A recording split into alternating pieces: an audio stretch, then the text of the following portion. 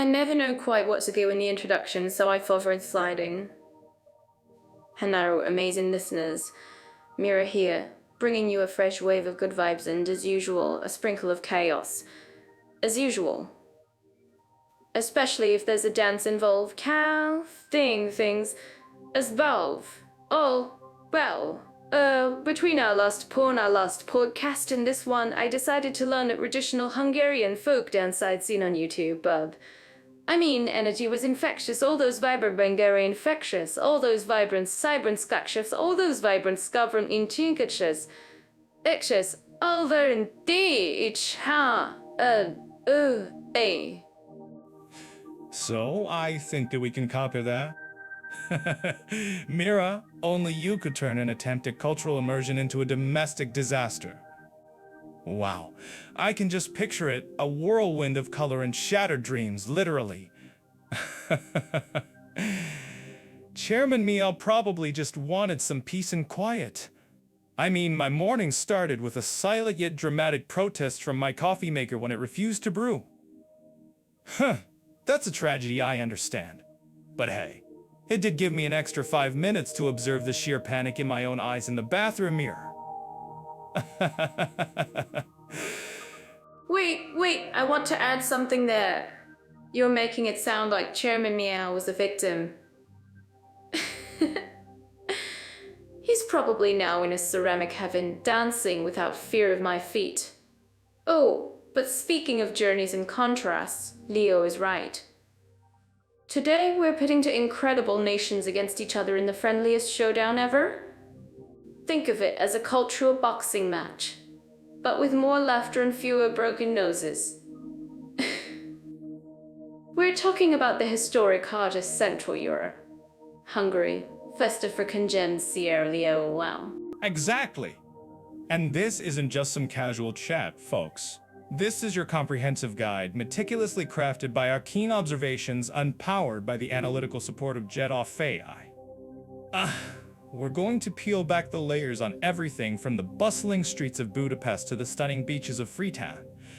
If you're pondering a visit, a new life, or maybe even finding a spouse in either of these countries, we'll answer those burning questions that keep you up at night, like which one offers the best street food for my adventurous palate.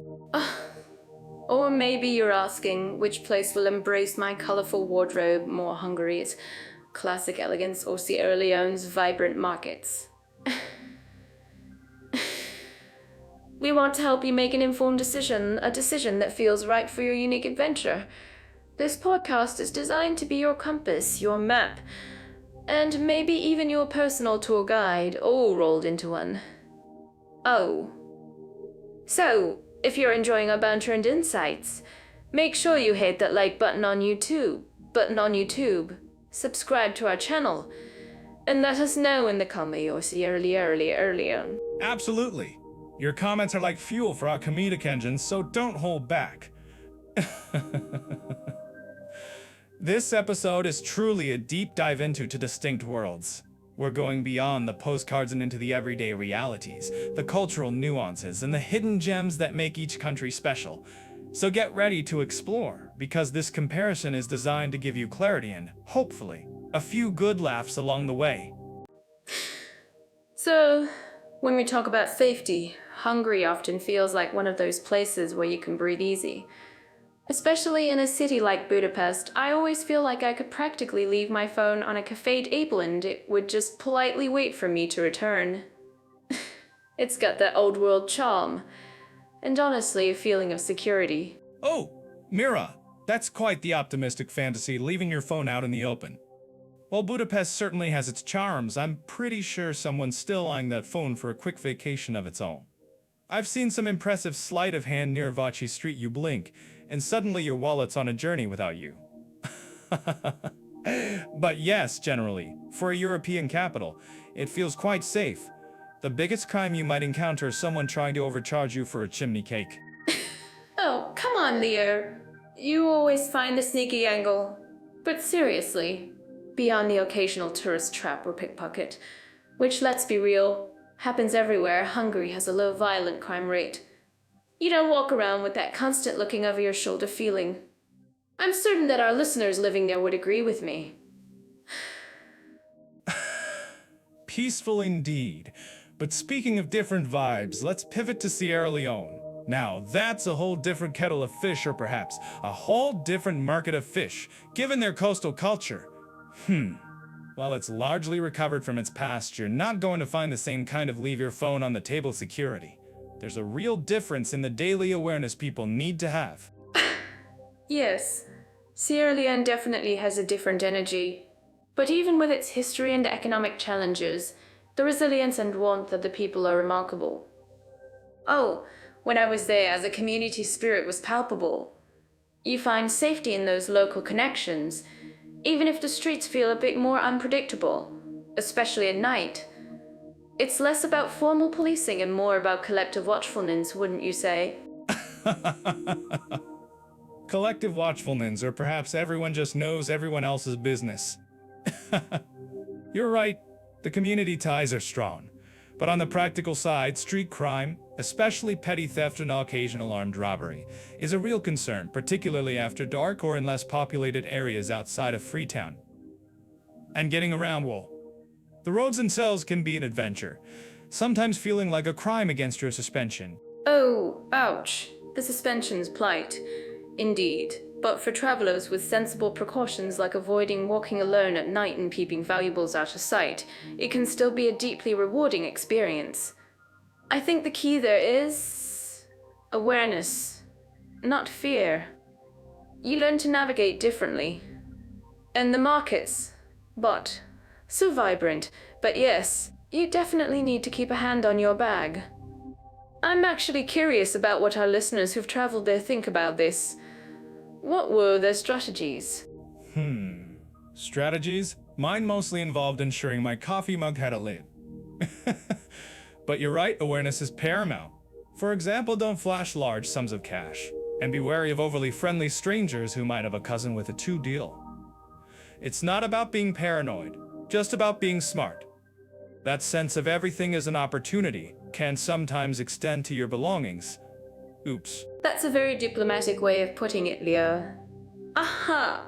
So, while Hungary offers that general sense of calm European stability, Sierra Leone demands a more engaged approach to personal safety relying on common sense and local guidance. Both are safe in their own context, but the context part is crucial. One's a leisurely stroll, the other's a vibrant, fast-paced dance, where you really need to keep an eye on your dance partner. Oh, a dance. I like that. And I suppose in Sierra Leone, you probably want to be able to dance away from any trouble. No, but seriously, it highlights that safety isn't a one-size-fits-all concept. What might be low risk in Budapest could be higher risk elsewhere. Always do your homework, folks. And maybe don't leave your phone on any park bench. So, we just talked about keeping things safe on the streets, right? But what about the bigger picture? Like how a whole country manages to keep its cool and get along? It's like you can have a really clean kitchen, but if the house foundations are wobbly then, oops, things get interesting. So, today we're tackling political stability and social harmony for Hungary and Sierra Leone. Well, I'm already imagining a dramatic documentary scene. Ooh. Mira, house foundations are wobbly is a perfect way to put it. I can just picture a politician in a hard hat, surveying the cracks.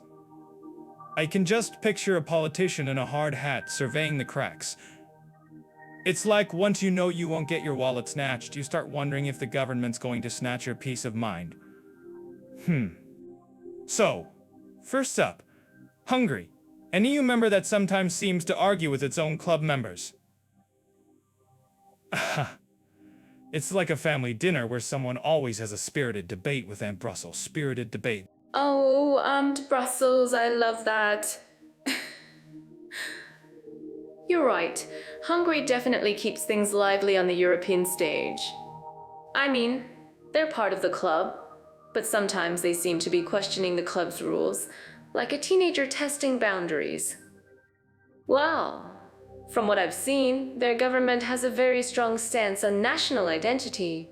which for some creates a sense of unity, but for others it might feel a bit rigid.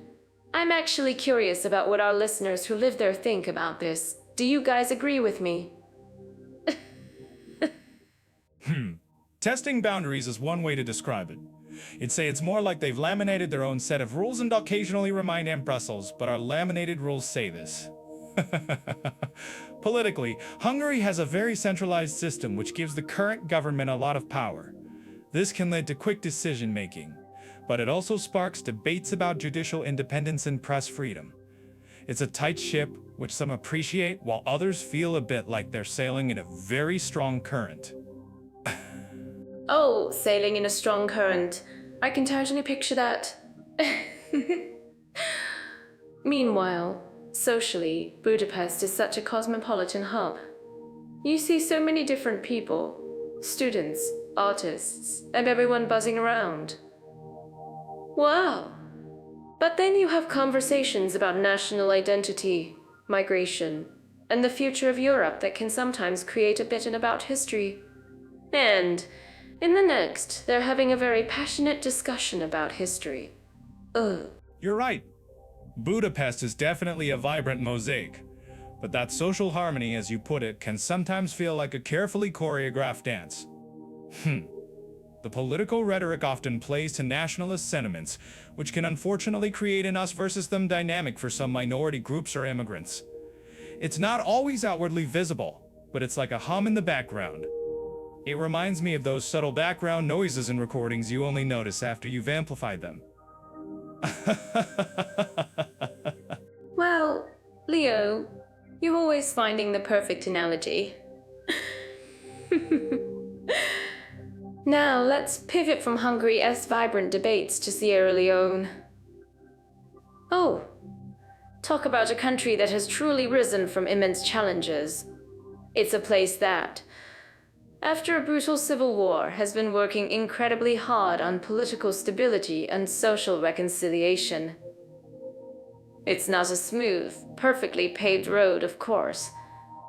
It's more like a journey with a lot of wounds and build a future. Indeed, Sierra Leone's journey is a profound one.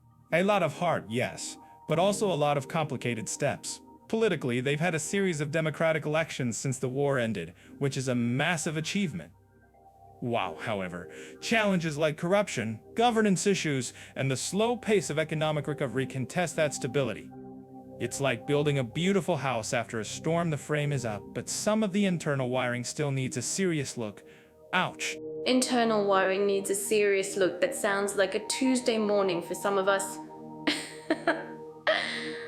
But despite those hurdles, the social harmony, particularly at the community level, is quite remarkable. You see so much effort put into peacefulized and reconciliation. They have diverse ethnic groups, and after everything they've been through, there's a real appreciation for coexistence. It's like a complex quilt, where every patch tells a different story, but together, they make something beautiful.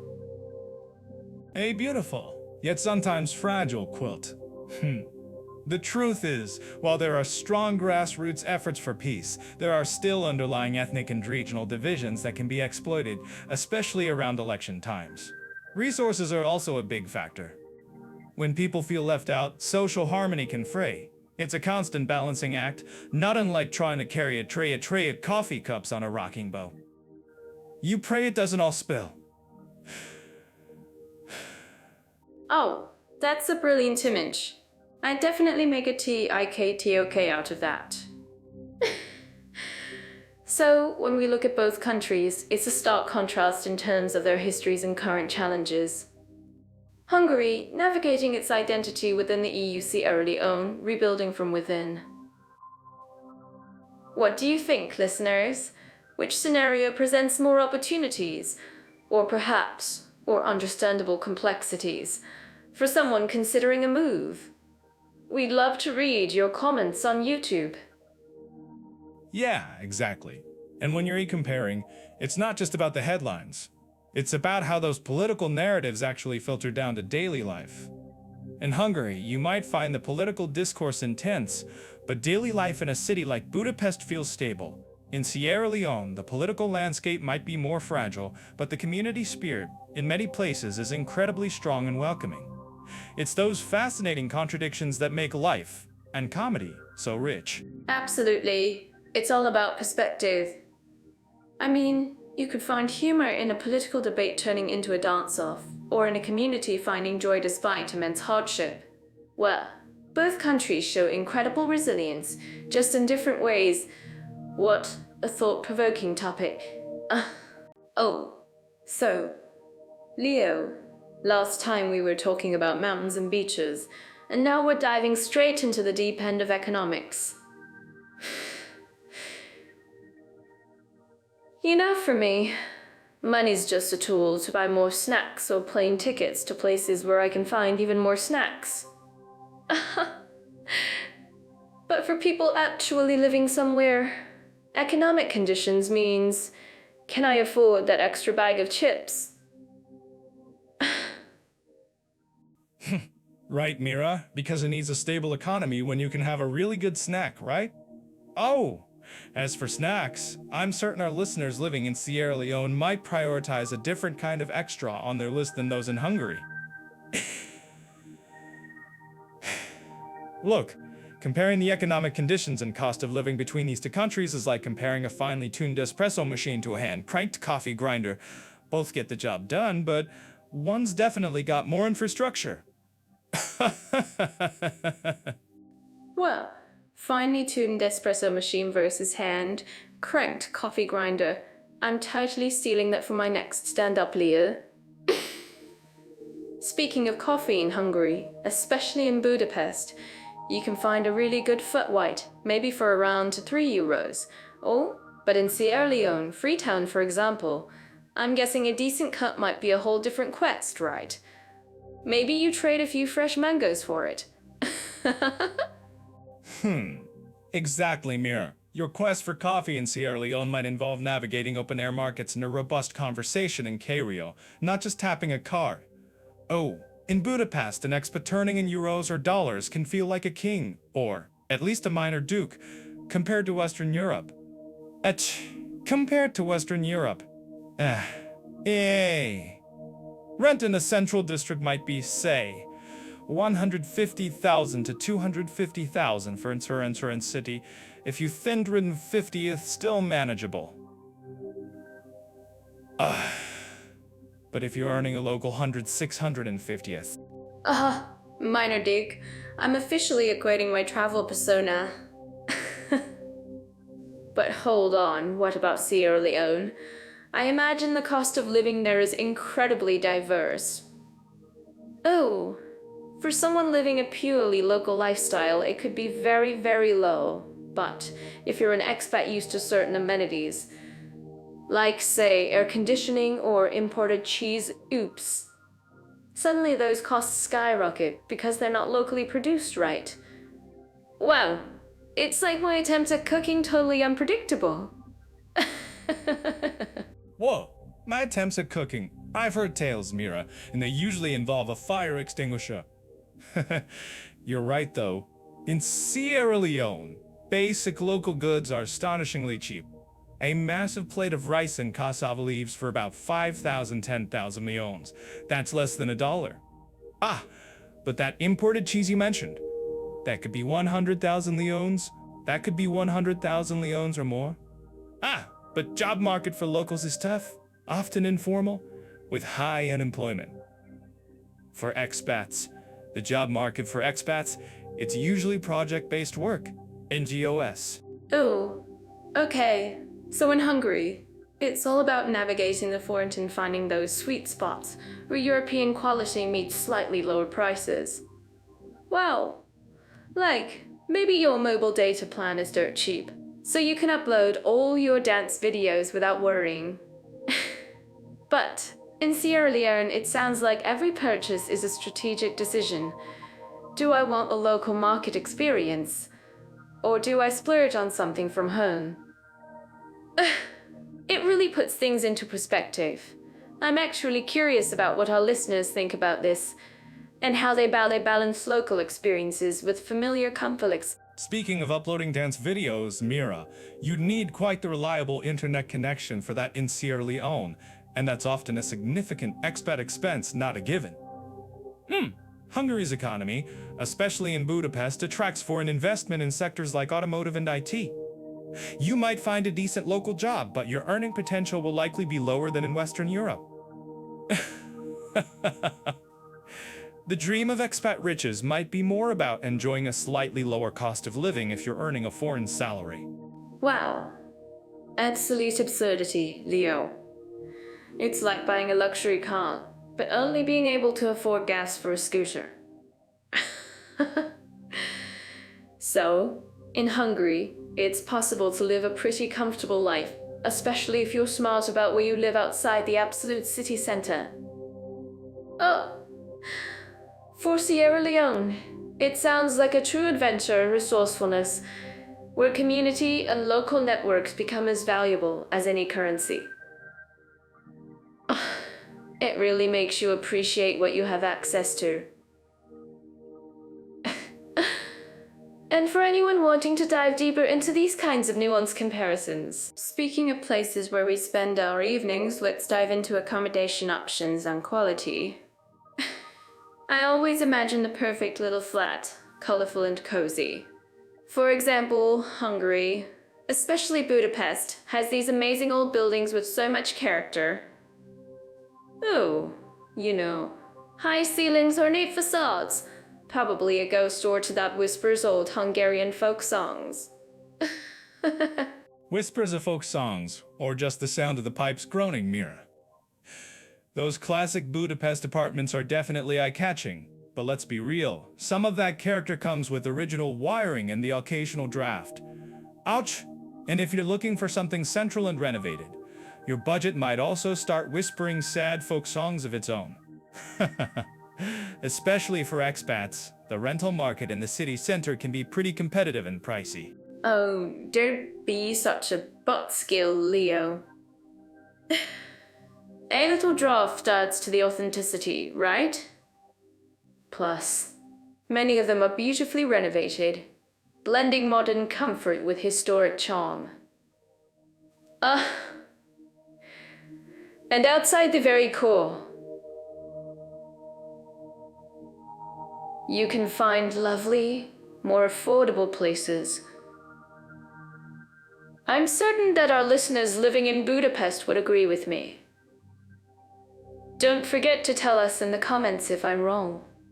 I'll agree on the renovations, but sometimes renovated just means they painted over a crack, You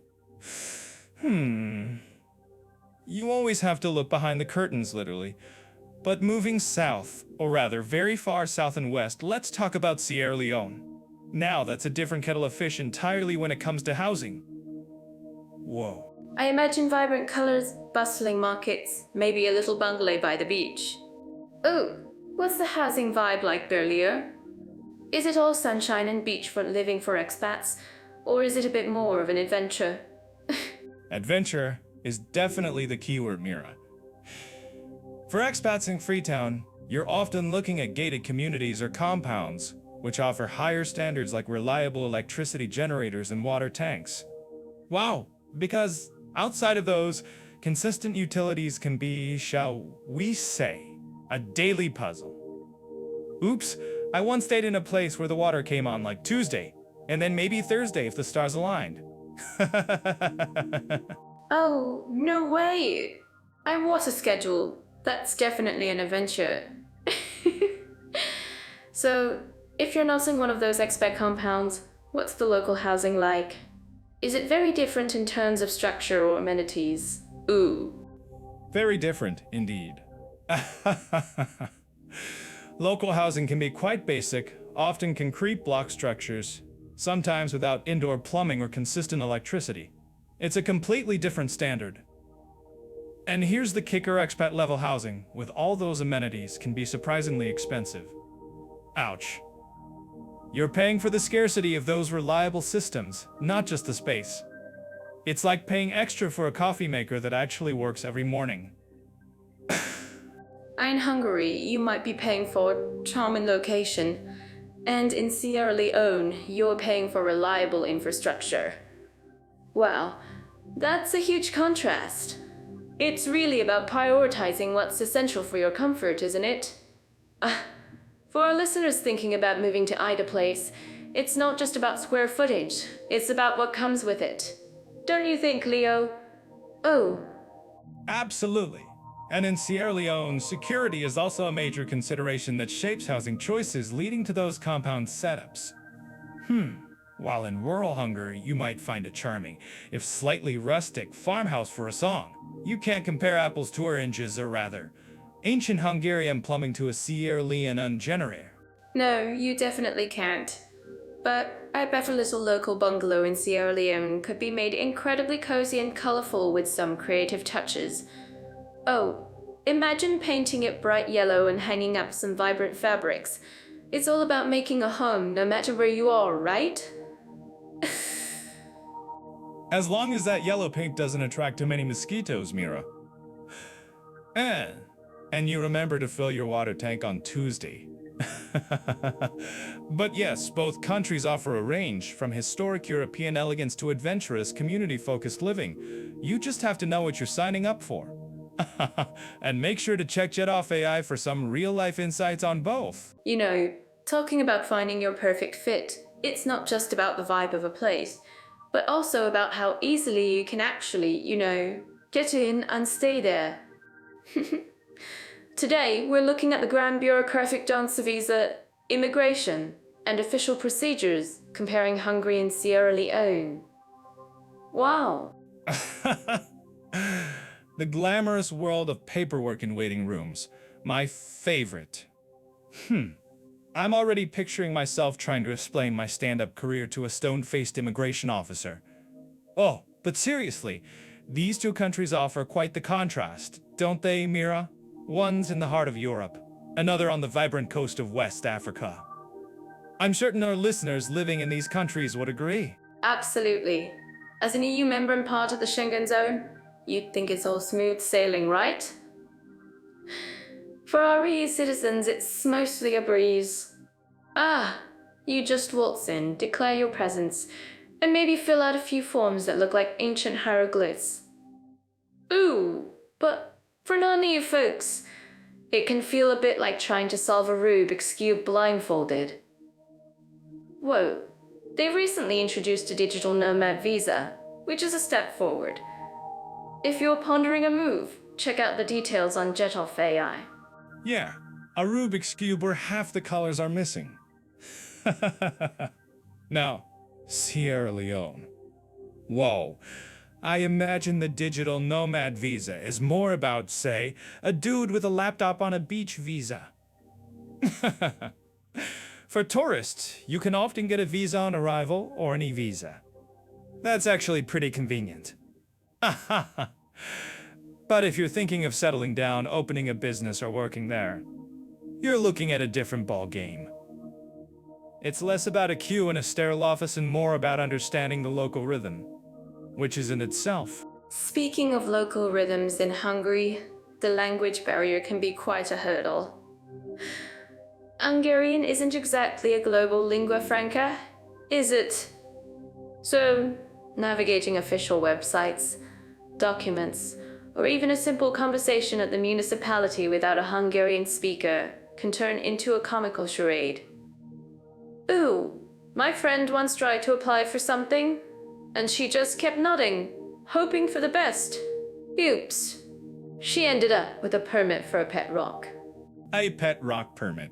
I knew it. Wow. That's almost material for a new stand-up special. My favorite. In Sierra Leone, English is the official language, which is great for many. But then you have Creole, and a host of local languages. So while the official forms might be in English, the person explaining the forms might require a little linguistic creativity. You might start speaking English, then switch to exaggerated hand gestures, then break into a spontaneous dance. That's the spirit. And when it comes to technology, Hungary is definitely more digitally advanced. You can submit many applications online, track your progress. It's not always super fast, but at least you're not drowning in paper.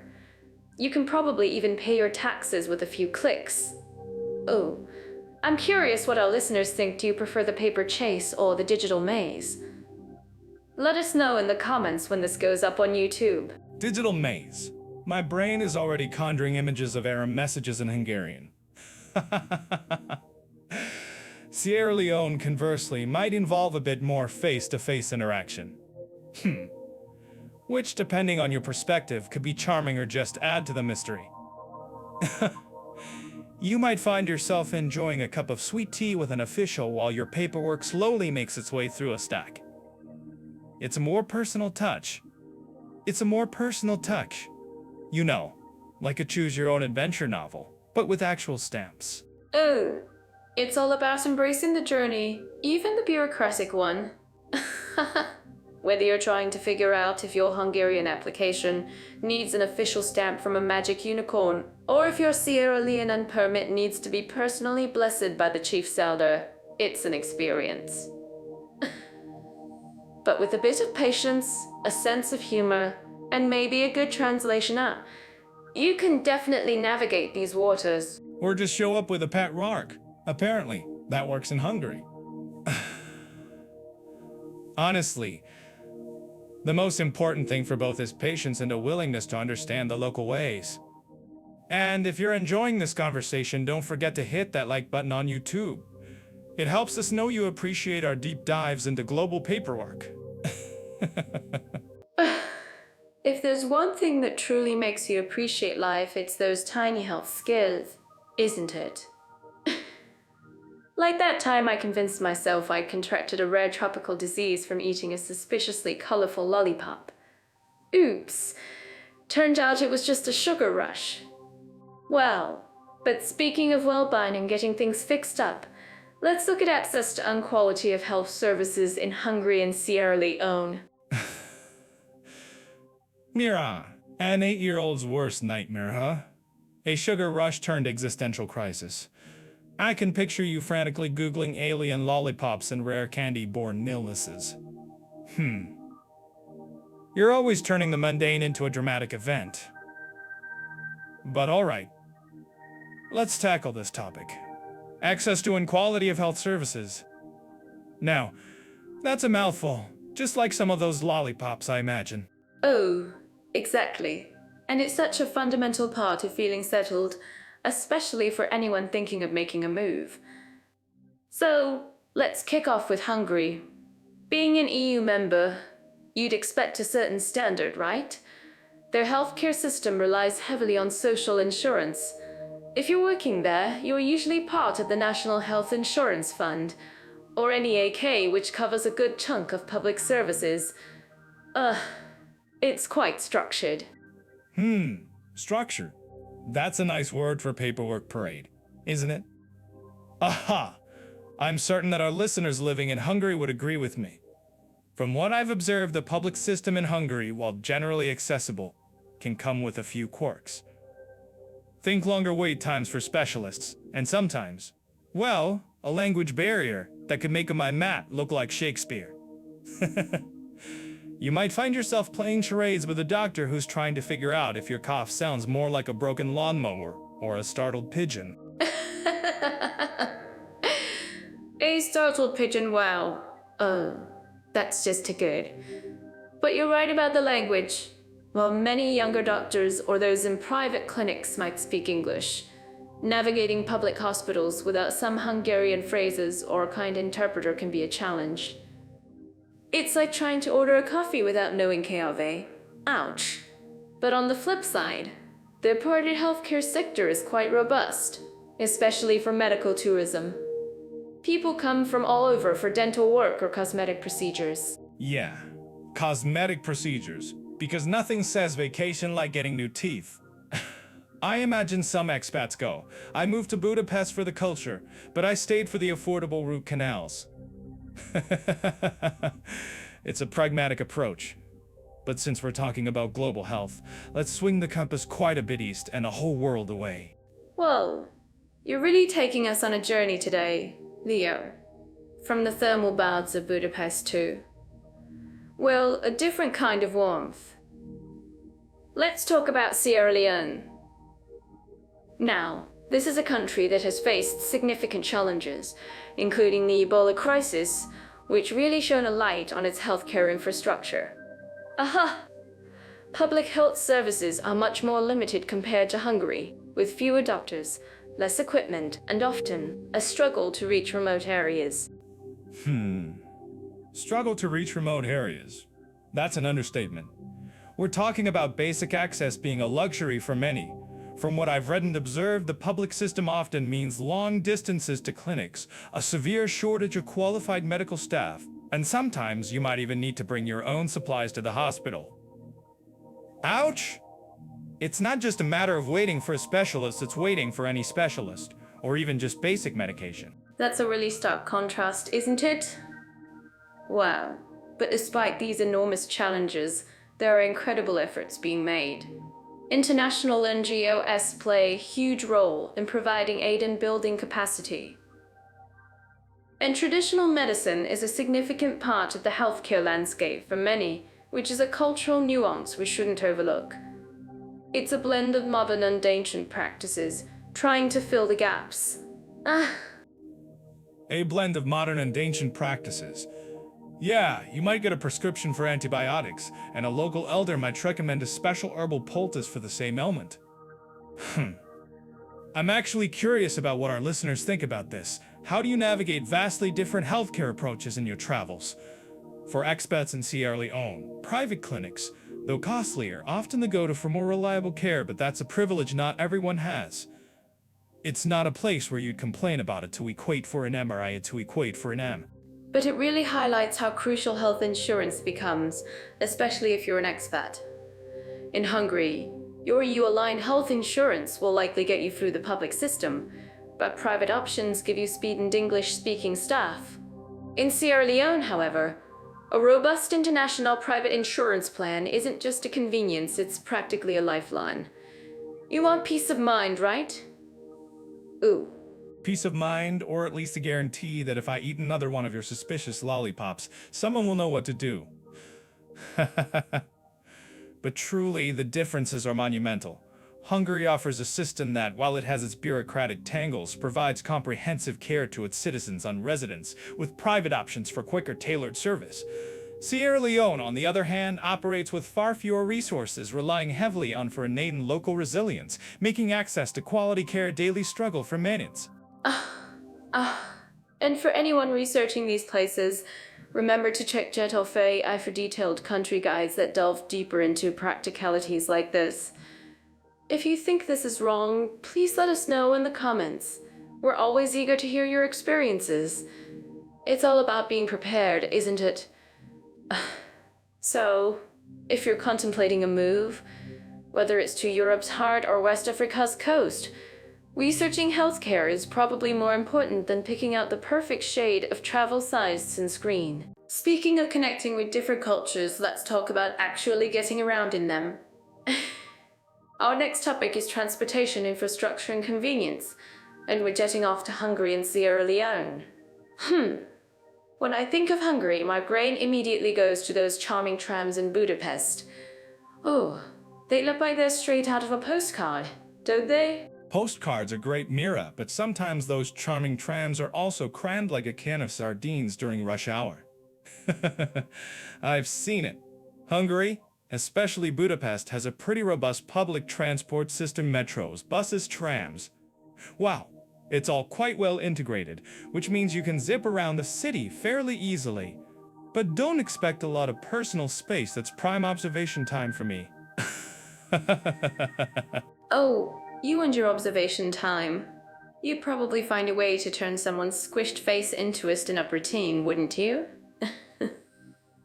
But seriously, the metro system in Budapest is quite historic too. The Main Line is actually one of the oldest underground railways in continental Europe. Wow, that's pretty cool, right? It's like traveling through history while trying not to trip. Oops. I bet the ancient engineers never anticipated me needing extra legroom. Wow, since we mentioned history, let's look at Sierra Leone's transportation. Whoa, it's a completely different ball game there. While Hungary boasts those vintage metros, Sierra Leone's main arteries are often, let's just say, adventurous. Most of the roads outside Freetown can be uppaved, making travel quite a bumpy experience. It's less charming tram and more off-road safari. Off-road safari sounds exciting. Ooh, as long as there's a good beat playing in the shared taxi, I'm probably dancing along. You know, in Sierra Leone, the pod as in shared taxis are a huge part of daily life. It's not just transport, it's a communal experience, everyone packed together, maybe sharing stories or just trying to get from point A to B. It's more about resilience than seamless movement, right? Absolutely. And in those podas, I imagine you'd be the one trying to teach everyone a new dance move in between bumps. But convenience is key here. While Hungary offers a pretty predictable commute with its MAV train network connecting cities, Sierra Leone relies heavily on those informal systems.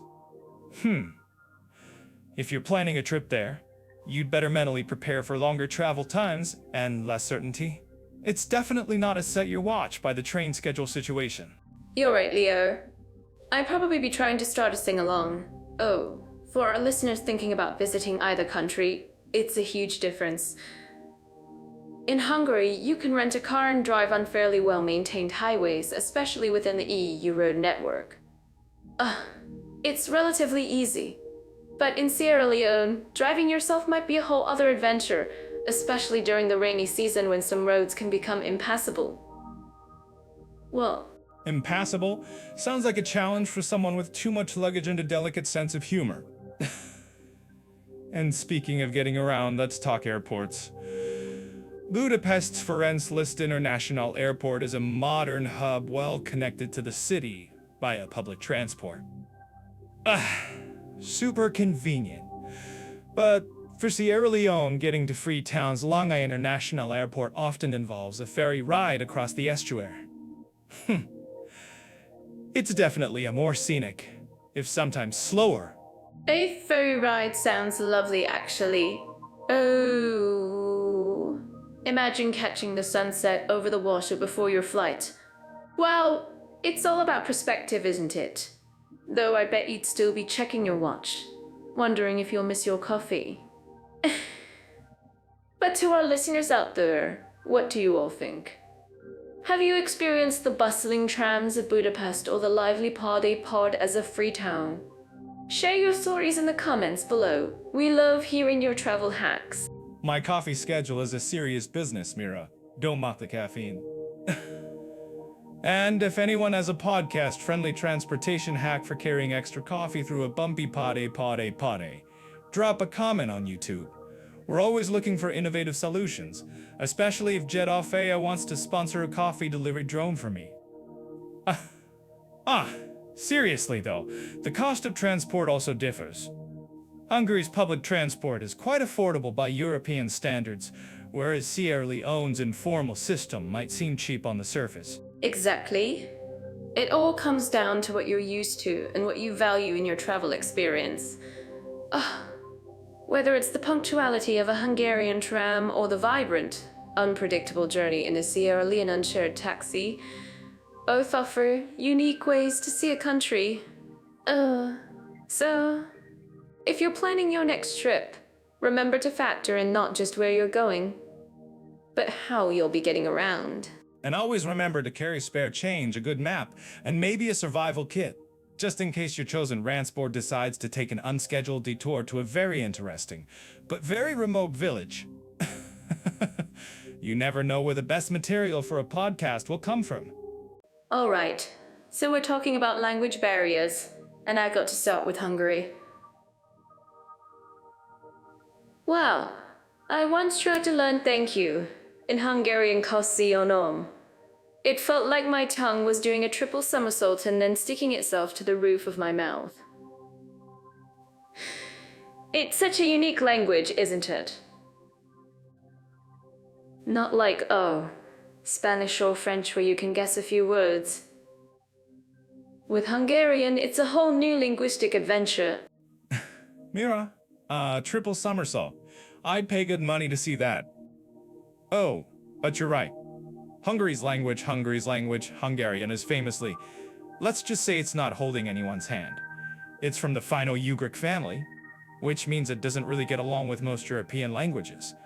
Trying to order a coffee outside of Budapest can feel like you're performing charades for an unamused audience. Oops, I once asked for TEJ, which means milk, and the barista looked at me like I just offered to juggle their espresso machine. Oh, I bet they do. My friend went to a small Hungarian village and tried to ask for directions. She ended up getting invited to a wedding because her hand gestures were so enthusiastic. The locals thought she was joining the party. Wow, talk about accidental cultural immersion. Oh, but on the flip side, in places like Budapest, especially among younger people, you do find a good number of English speakers, right? It's like linguistic oasis in a desert of utterly charming but indescribable sounds. Indeed, the English pockets in Budapest are a blessing. It's where my sarcasm finds a home without getting lost in translation. But step outside the capital, and it's a different game. You often hear a polite, no English, and suddenly you're relying on Google Translate with a data plan that's as reliable as my old car. Ouch! It makes you realize how many crucial words you don't know, like where's the nearest emergency coffee supply. Speaking of clarity, let's swing over to Sierra Leone, shall we? Wow, the official language there is English, which must be such a relief for travelers from English-speaking countries. Oh, it's like arriving at a party and realizing all your favorite songs are playing. But I hear Rio, an English-based Creole, is what most people actually speak day to day. Is that where the real fun starts? The real fun is exactly where it starts. English might be official, but Rio is the heartbeat of everyday communication, especially in Freetown. It's this incredibly vibrant language that's based on English but has its own rhythm, words, and grammatical structures.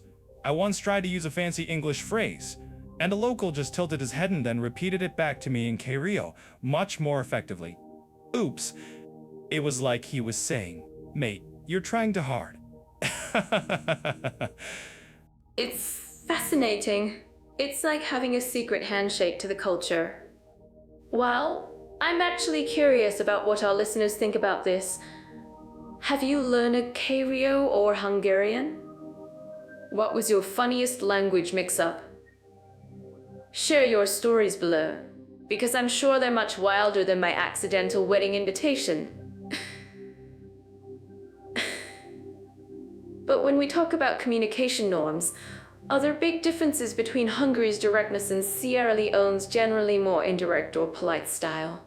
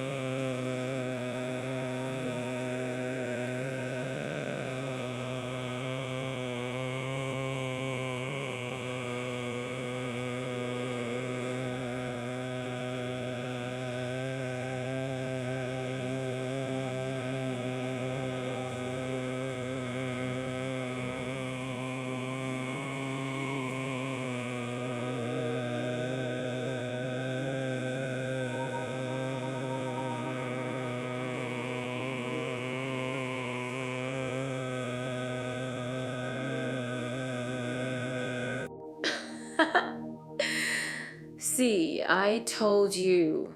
My hand gestures are too powerful. Wow. So for someone planning to live long-term in Hungary, learning Hungarian is pretty much non-negotiable for deeper integration, right? Otherwise, you might feel like you're living behind a soundproof glass wall, admiring the beautiful architecture but missing the conversations. Absolutely. For long-term living in Hungary, non-negotiable is the polite term. It's more like prepare for constant comedic struggle if you don't. Beyond the major cities, opportunities shrink dramatically without the local language. You might survive, but you won't thrive. Whereas in Sierra Leone, while Cario is a massive plus, English as an official language provides a solid foundation for expats, especially in professional settings. You're less likely to be completely adrift. It sounds like both countries present unique linguistic landscapes. Ooh, in Hungary, it's about tackling a truly unique language head-on, or at least finding good English-speaking friends. And in Sierra Leone, it's leveraging the official English while embracing the vibrant local Cario to truly connect. So, whether you're battling Hungarian phonetics or dancing to the rhythm of Cario, the effort certainly pays off for a richer experience, don't you think? Oh, Mira here, ready to dive into a topic that always makes my heart do a happy little jig: cultural diversity and tolerance. Wow, think about it. It's like a grand cosmic potluck where every culture brings its most fabulous dish. What flavors are we tasting today, Leo? Hungary and Sierra Leone? I'm already imagining a culinary dance-off. A potluck, Miro, or perhaps a very crowded elevator. Leo here, and I'm not sure if everyone in that elevator is thrilled to be sharing the same space, but we'll get into it. Today's countries are Hungary and Sierra Leone, and when we talk cultural diversity, we're talking about two very different approaches to sharing that potluck dish. Or, in Hungary's case, maybe keeping it to themselves. Oh, Leo, you always see the elevator. I see the dance floor. Speaking of Hungary, I just picture a beautiful country with such a rich history. A real sense of national identity, you know. Wow. It's like everyone's wearing a perfectly coordinated, proud national outfit. I'm sure their traditions are just bursting with color and warmth. That's one way to put it, Mira. Or perhaps they're wearing that national outfit because it's the only one they have, and they're not too keen on anyone else borrowing it. Hungary does indeed have a very strong sense of national identity, which for many translates to a less eager embrace of external influences. They've historically been a more homogeneous society, and some current discussions can be quite firm about who belongs in that national outfit. I'm certain our listeners living in Hungary might have a nuanced view on this. Perhaps even Hungary might have a nuanced view on this. Whoa. So you're saying it's less of a potluck and more of a my recipe is the best kind of situation sometimes? But hey, every family has its quirks. Let's look at Sierra Leone.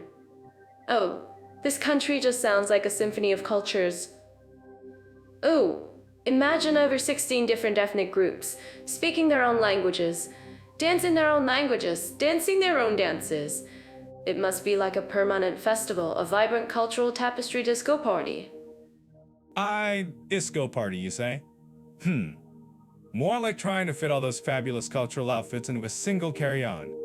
Sierra Leone is, indeed, incredibly diverse. It's truly fascinating how so many distinct ethnic groups TMNI, Men, Limbal, Kono, just to name a few, have managed to coexist, often with impressive social cohesion. It's to name a few. It's a stark contrast to Hungary, where the perceived lack of diversity can sometimes lead to less tolerance for what's new or different.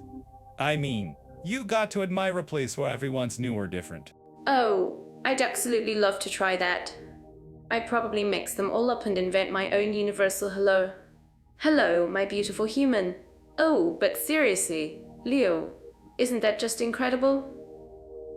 Despite historical challenges, you know, some very tough times, they've maintained this incredible spirit of togetherness. It's like they've learned to value their differences as strengths, rather than seeing them as something to be wary of. True, Mira. It's quite a testament to their resilience. While there have been historical conflicts, the everyday interaction often showcases a deep-seated tolerance. They're like that ancient proverb, if you want to go fast, go alone. If you want to go far, go together. And in Sierra Leone, they've been going pretty far, culturally speaking. Though, I bet even with all that togetherness, there's still a debate over which ethnic group makes the best jollof rice. Ooh! I'm actually curious about what our listeners think about this. Oh, the jollof of rice debate. Now that's a cultural challenge I can get behind. It's clear that while Hungary prides itself on a strong, unified national identity, sometimes that can make it a little, shall we say, less open to new spices in the pot. If Sierra Leone, on the other hand, embraces that entire spice rack, mixing everything into a deliciously complex dish. Well, if you like what we're cooking up here, make sure to like and subscribe to our YouTube channel, and check out more details on Jedolf AI. So, to sum it up, one country is saying, our kitchen, our rules, maybe one dish. And the other is saying, bring all your ingredients, let's see what happens. Both valid approaches, but definitely different flavors of tolerance. What a world, eh? Ooh, alright. So, from the rhythm of the streets to the halls of academia, our next topic dives into educational opportunities and language schools. I hope everyone's ready for a pop quiz. Whoa, I'm already seeing some panicked faces out there. Pop quizzes, Mira. Sounds like a good way to discover who's been paying attention. Or, more likely, who's been furiously Googling escape routes from education since high school. But seriously, this is an interesting one. We're talking about places where you can actually get your brain expanded. Or at least try to. Expanding brains. Oh, I love that. Like when you learn a new dance step and suddenly your hips understand physics. Speaking of which, Hungary.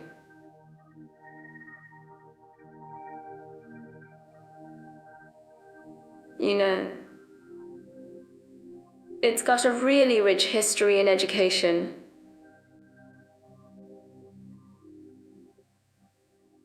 Like ancient universities.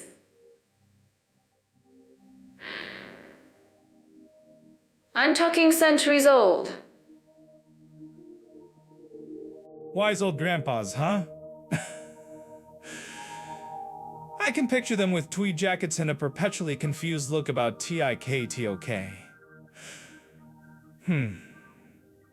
But you're right. Hungary's higher education, particularly in Budapest, holds its own. Places like ELTE, or Semmelweis for medicine, are quite respectable. They're definitely a hub for international students, especially with the Erasmus program. It's almost like a student magnet, pulling in brains from all over. A brain magnet. I'm certain that our listeners living in Hungary would agree with me.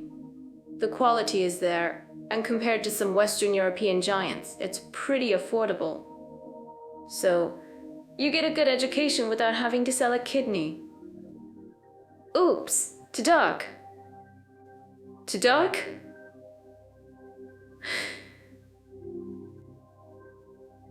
But then there's the language.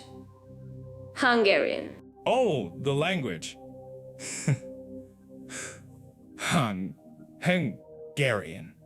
I've heard it described as a beautiful, impenetrable fortress of syllables.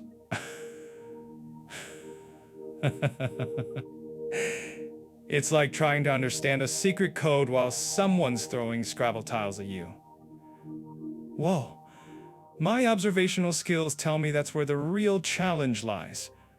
You can get by with English in universities, but step outside, and you're suddenly relying on charades and hopeful gesturing. But that's part of the adventure, Leo. Imagine learning Hungarian. You'd emerge a linguistic superhero?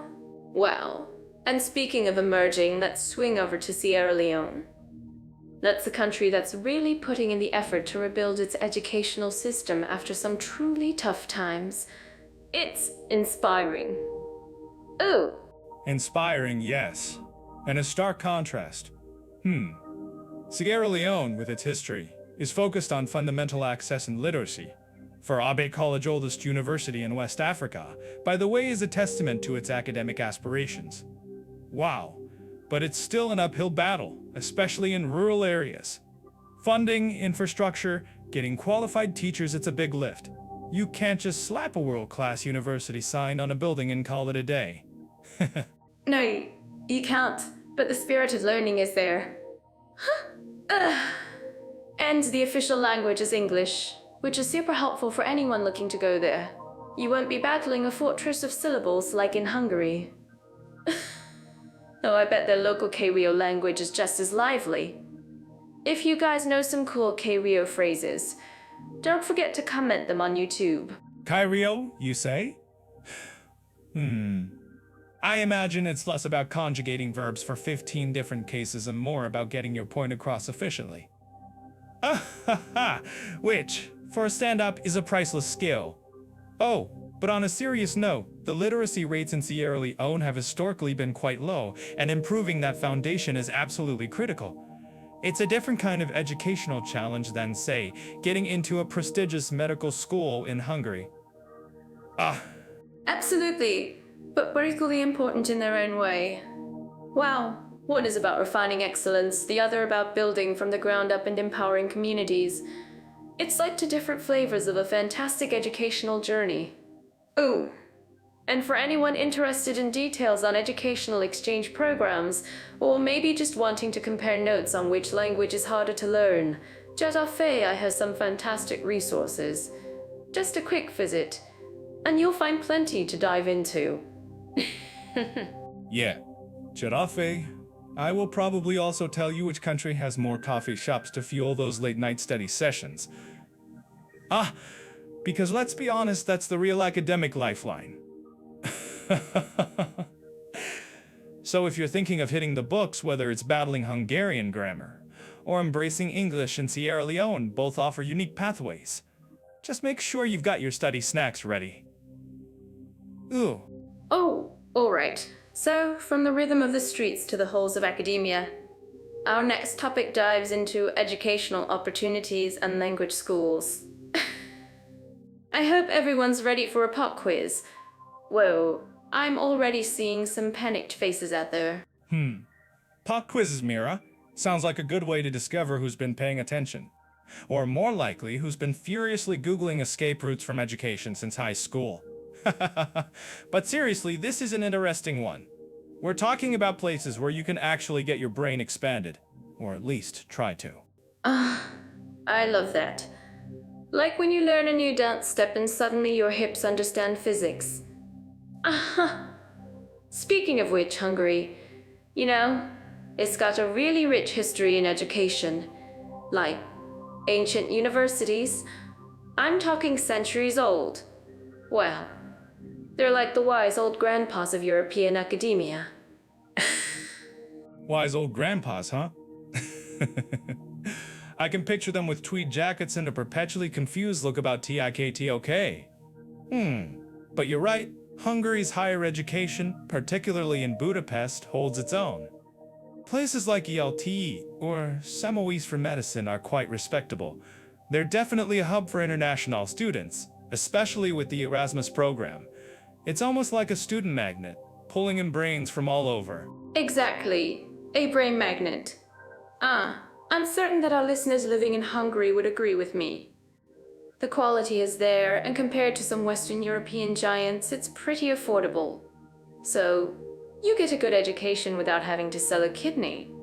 Oops, too dark? Too dark. But then there's the language. Hungarian. Ouch. Oh, the language. Hungarian. I've heard it described as a beautiful, impenetrable fortress of syllables. It's like trying to understand a secret code while someone's throwing Scrabble tiles at you. Whoa. My observational skills tell me that's where the real challenge lies. You can get by with English in universities, but step outside, and you're suddenly relying on charades and hopeful gesturing. But imagine learning Hungarian. You'd emerge a linguistic superhero. Wow. And speaking of emerging, let's swing over to Sierra Leone. That's a country that's really putting in the effort to rebuild its educational system after some truly tough times. It's inspiring. Oh. Inspiring, yes. Anisente me encantada. Inspiring, yes. In a stark contrast, Sierra Leone, with its history, is focused on fundamental access and literacy. For Abe College, oldest university in West Africa, by the way, is a testament to its academic aspirations. Wow, but it's still an uphill battle, especially in rural areas. Funding infrastructure, getting qualified teachers, it's a big lift. You can't just slap a world-class university sign on a building and call it a day. No, you can't. But the spirit of learning is there. And the official language is English, which is super helpful for anyone looking to go there. You won't be battling a fortress of syllables like in Hungary. Though I bet their local Krio language is just as lively. If you guys know some cool Krio phrases, don't forget to comment them on YouTube. Krio, you say? I imagine it's less about conjugating verbs for 15 different cases and more about getting your point across efficiently. Aha! Which, for a stand-up, is a priceless skill. Oh, but, on a serious note, the literacy rates in Sierra Leone have historically been quite low, and improving that foundation is absolutely critical. It's a different kind of educational challenge than, say, getting into a prestigious medical school in Hungary. Absolutely, but both are equally important in their own way. Wow, one is about refining excellence, the other about building from the ground up and empowering communities. It's like two different flavors of a fantastic educational journey. Ooh, and for anyone interested in details on educational exchange programs, or maybe just wanting to compare notes on which language is harder to learn, just for fantastic resources. Just a quick visit, and you'll find plenty to dive into. Yeah, jet off I will probably also tell you which country has more coffee shops to fuel those late night study sessions. Because let's be honest, that's the real academic lifeline. So, if you're thinking of hitting the books, whether it's battling Hungarian grammar or embracing English in Sierra Leone. Alright, speaking of things that shift and change, let's talk about climates. We're diving into Hungary and Sierra Leone's weather patterns, and let me tell you, it's like comparing a cozy winter coat to a permanent swimsuit. Hungary, bless its heart, gets all 4 seasons, sometimes in 1 week if you're lucky. Wow, you've got those hot, often humid summers where you're just melting into your goulash, and then winters that bring real snow, the kind you see on postcards, not just in a movie. It's like the weather can't make up its mind. Interesting is one way to put it, Mira. I'd say schizophrenic might be more accurate for a country that delivers a full weather wardrobe annually. I'd say she's a snowdrift lot wardrobe annually. I can already picture you in Hungary, trying to dance in a snowdrift one day and then complaining about humidity the next. Oops. As for Sierra Leone, well, my friend, forget the 4 seasons. They've got to main modes wet and less wet and less wet and less wet and less wet and less wet and still hot. Whoa. It's a tropical climate, which is still hot and which means consistent high temperatures all year round. You know, I make a great snow dancer, Leo. Don't you even doubt it. Leo, don't you even doubt it. But seriously, the distinct seasons in Hungary truly shape life there. You see people bundling up in layers, then shedding them for outdoor cafes and lake swimming as soon as the sun peeks out. It's a rhythm of life that completely changes with the temperature. Imagine getting to experience a proper spring bloom, a scorching summer, a colorful autumn, and then a snowy winter. Curious what our listeners think. Do you prefer the dramatic seasonal changes? Or some you prefer meditating more or some more? A climate fairy tale, Mira? More like a climate endurance test. You tried living through a proper cold Hungarian winter and tell me about fairy tales. Ouch. As for Sierra Leone, the dry season brings the harmattan winds, which are essentially dust-filled gusts from the Sahara. So imagine a hot, sunny day, but with a persistent gritty haze. It's like the desert decided to pay a visit, bringing its own atmospheric filter. Not exactly optimal for clear selfies, is it? Whoa, dust-filled winds from the Sahara? That sounds intense, Leo. But I bet the people there have incredible ways to adapt, turning even a hazy day into something vibrant. Oh, maybe it just adds a certain filter to their already colorful lives. Aha. In Hungary, while the seasons are distinct, they also have their extreme moments. You get those summer heat waves that make you want to live in an air-conditioned paprika factory, and winter cold snaps that turn the Danube into a skating rink. It's never boring, that's for sure. You want to know if there's a time you don't need sunscreen in Sierra Leone? That's like asking if I ever don't need coffee in the morning. The answer is a resounding nope. Ouch. Their weather is basically a constant war hug from Mother Nature with occasional very, very wet hugs.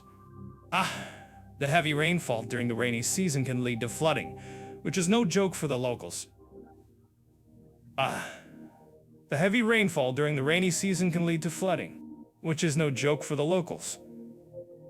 And while Hungary gets its heat waves, Sierra Leone's temperatures are consistently high, making a strong case for lightweight fabrics and a permanent shade solution.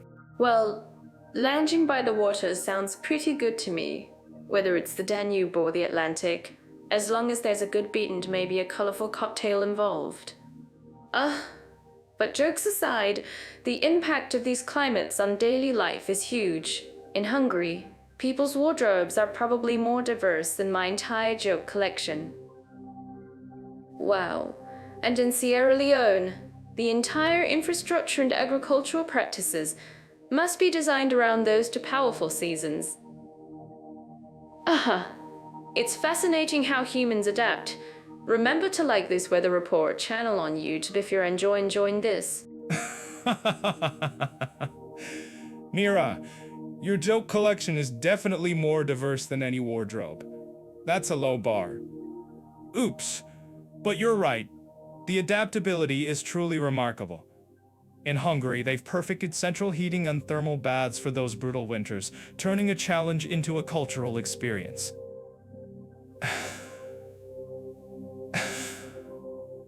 While in Sierra Leone, the heavy rains led to things like stilt houses and specific planting cycles to rather. It's all about playing to your strengths, the climate's strengths. Confused and charming, just like some people I know. But it truly shows how resilient communities are. So, whether you're building snowmen in Budapest or seeking shelter from a tropical downpour in Freetown, the climate dictates so much of life. All right, Leo, speaking of adventures, let's dive into something that always brings a smile to my face: food culture. Oh, today we're pitting the hearty traditions of Hungary against the vibrant flavors of Sierra Leone in a culinary showdown for food, culture, and nutritional alternatives. Mira, you always get excited when food is involved. I can just picture you trying to dance your way into a Hungarian kitchen, expecting a goulash to spontaneously start a polka. Hungary, of course, is famous for its comfort food. Think rich, paprika-spiced stews and pastries that could probably end world hunger. Don't even get me started on Hungarian pastries. Wow. My inner child wants to freeze time and just live in a Dobo's torte factory. But seriously, Hungary's food culture is deeply rooted in tradition. It's big on meat, potatoes, and lots of glorious paprika. It's like every meal is a warm hug from your grandma. I'm curious what our listeners who have braved the Hungarian culinary landscape think about that. Brave is one word for it. After a traditional Hungarian meal, I usually feel like I need a personal forklift to move me from the table. It's delicious, don't get me wrong, but if you're looking for nutritional alternatives, you might have to dig a bit. Most traditional dishes are hearty, so finding lighter, plant-based options can be a challenge. You might end up eating a lot of pickles and bread, which, surprisingly, isn't a bad plan. Well, you're not wrong, Leo. Oops. I once tried to find a vegan goulash in Budapest, And they looked at me like I'd asked for a unicorn burger. But times are changing, and even in Budapest, you're starting to see more modern cafes offering plant-based alternatives. Ooh! They're becoming more aware of dietary diversity, which is fantastic for those of us who want a hearty meal without the full Clift requirement. Whoa, a unicorn burger, I like that. I definitely observed the person eating it. Now let's flip the culinary coin over to Sierra Leone. When I think of their food culture, rice's life immediately comes to mind. It's the staple, served with almost everything. You've got groundnut soup, cassava leaves, plantains. It's a vibrant explosion of fresh, local ingredients. Absolutely. Sierra Leone cuisine feels so fresh and alive, doesn't it? Wow. I'm imagining colorful street markets, brimming with fruits and vegetables I've never even seen before. The focus on rice and hearty, often spicy. Sauces sound so comforting, yet different from Hungary's. I'm certain our listeners who are keen foodies would appreciate the contrast. It's definitely a contrast. While Hungary is rich and heavy, Sierra Leone offers a more naturally diverse, often plant-forward diet, even if some dishes include fish or meat. Aha! But finding nutritional alternatives in Sierra Leone might mean focusing on the abundance of fruits and vegetables, rather than trying to adapt existing dishes. I once saw someone try to make gluten-free fufu. The results were experimental. Oh, I can only imagine. My rule is, if it's traditional, try it as it's meant to be. But speaking of fuffing, it's such a fascinating texture. I'd probably spend 5 minutes just playing with it before I even tried to eat it. And for those looking for healthier options, Sierra Leone's abundant fresh produce and seafood, especially along the coast, must be a dream. It's like nature's own health food store. Indeed. And for anyone looking to learn more about these incredible food cultures, or even plan a culinary trip, you can always check out more details on Jet Off AI. You'll find a breakdown of what to expect from goulash to groundnut soup. And for those of you watching on YouTube, if you've got a favorite dish from either country or a funny food story, don't forget to like and subscribe, and drop a comment below. We love hearing your culinary adventures. Yes, please do. I'm actually curious about what our listeners think about this. Do you guys agree that Hungary is slowly embracing a more diverse palate, or is it still a fortress of meat and paprika? And what's your go-to dish in Sierra Leone that truly captures its spirit? Oh, it's incredible how food tells such a rich story about a country, isn't it? It's almost like a culinary autobiography. Aha, a culinary autobiography. I'm taking that. But you're right, Mira. Both Hungary and Sierra Leone, despite their differences, offer a unique journey through their plates.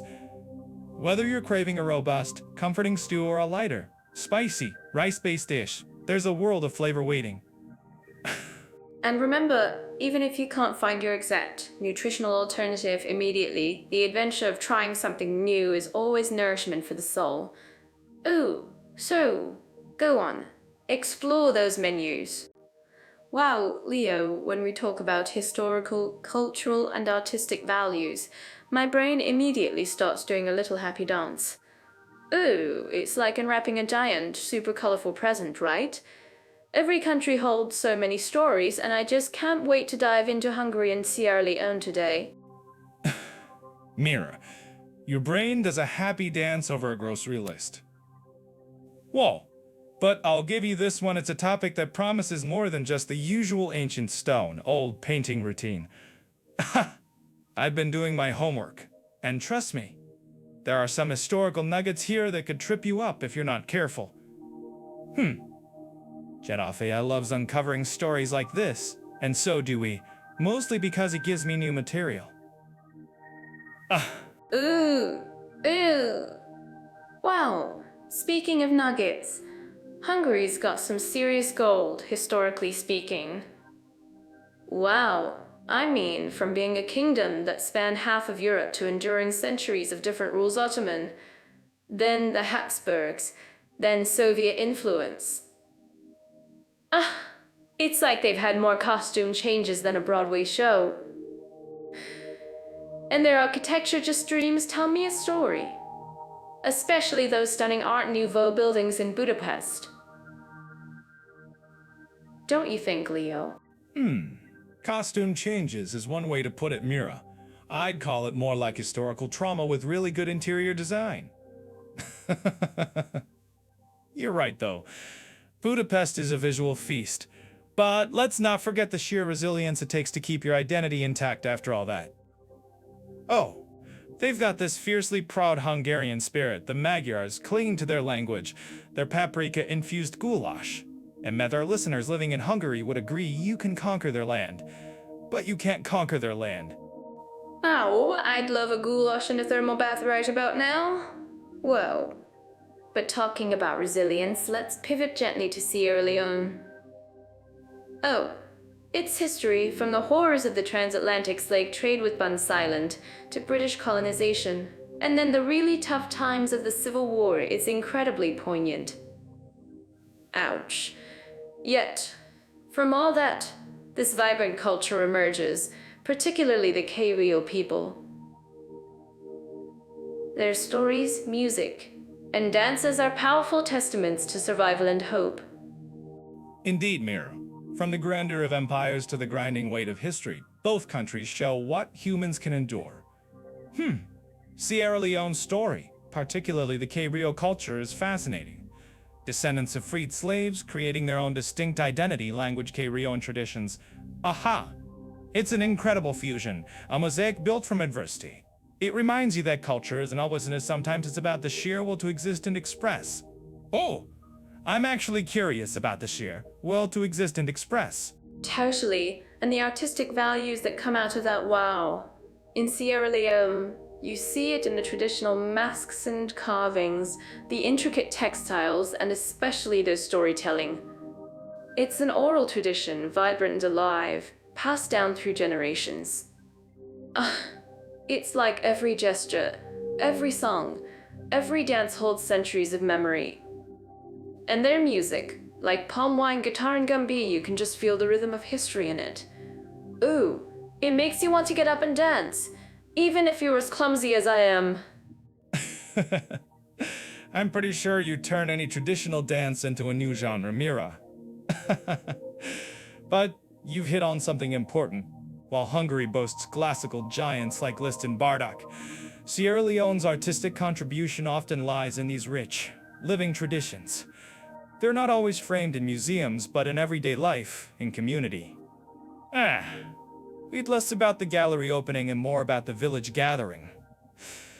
And for those of you watching on YouTube, if you know of any incredible contemporary artists from Sierra artists. Ooh, great idea, Leo. I mean, digital Faye helps us discover so much. But sometimes the real gems are shared by our amazing community.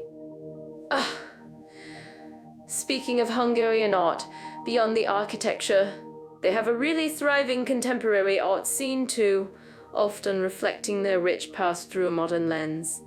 Wow. And then there's Rick finding a hidden gem that makes you think, where has this been all my life? Yeah, sometimes the hidden gems are just undermarketed, aren't they? But it's true, Hungary has always punched above its weight culturally, especially considering its size. Think about the intellectual contributions, the scientific breakthroughs. It's not just about the pretty buildings. They have this knack for deep philosophical thought that you often find expressed in their literature. It's a very different vibe from the immediate, kinetic energy of Sierra Leone culture. Well, that's a beautiful way to put it. Both incredible, just like a delicious Hungarian goulash and a flavorful Sierra Leone ground nuts, to each with its own unique spices and stories. It just shows how diverse our world is and how much there is to learn. I truly believe that embracing these cultural differences enriches all of us. Don't you think so, guys? Absolutely, Mira. And it keeps me in business. From the grand historical narratives of Hungary to the resilient cultural spirit of Sierra Leone, both offer a profound journey. It's a reminder that every corner of the world holds immense value, whether it's in a grand opera house or a vibrant village square. And that's a wrap on our dive into historical, cultural, and artistic values. We hope you've enjoyed the ride, and maybe even thought, I need to look into a trip with Jet Off AI to one of these places. Well said, Leo. Maybe Jetofeya has some incredible virtual tours of these places for our listeners.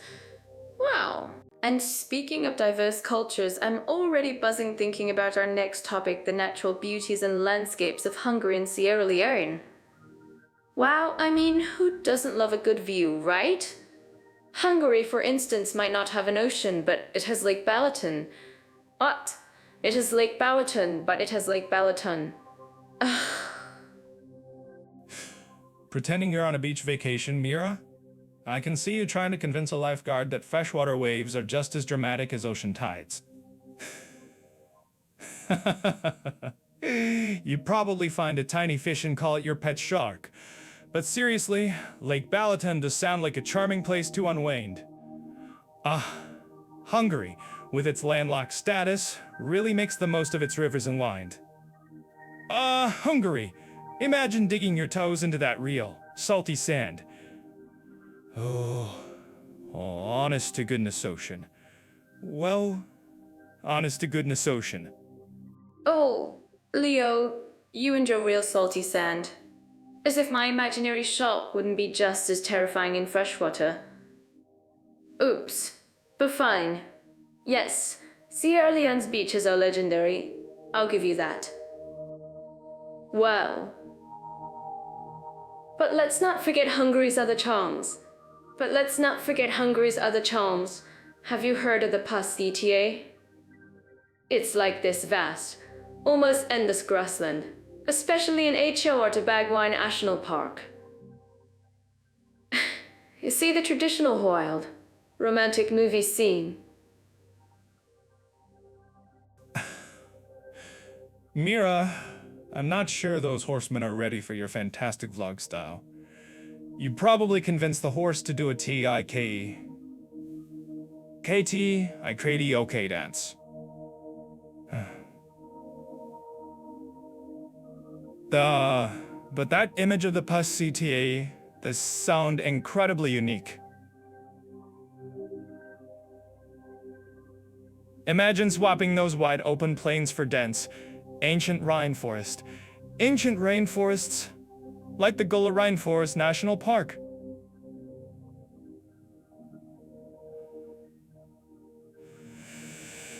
Wow.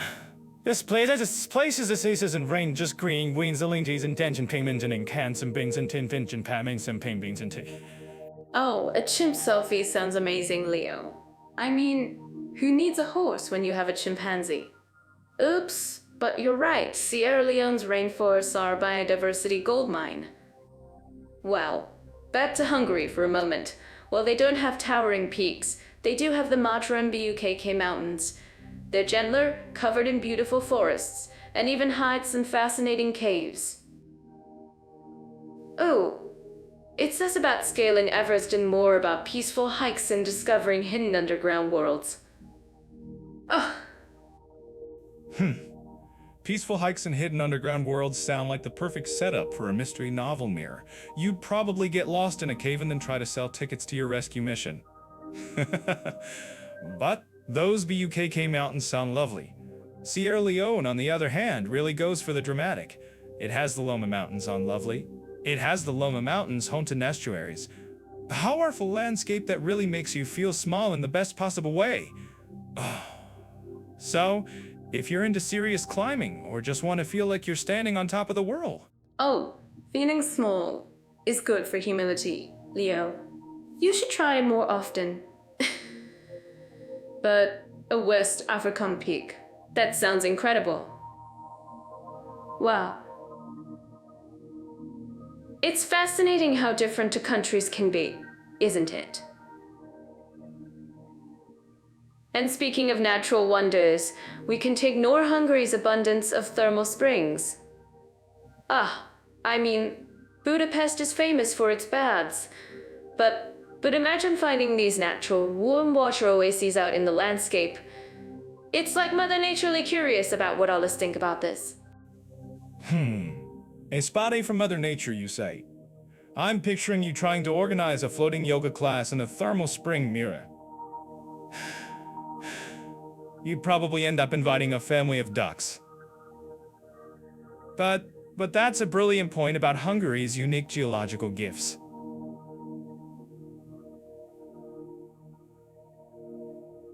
Wow. So, on one hand, we have Hungary offering serene lakes, expansive plains for horse whispering, on nature's own hot tubs.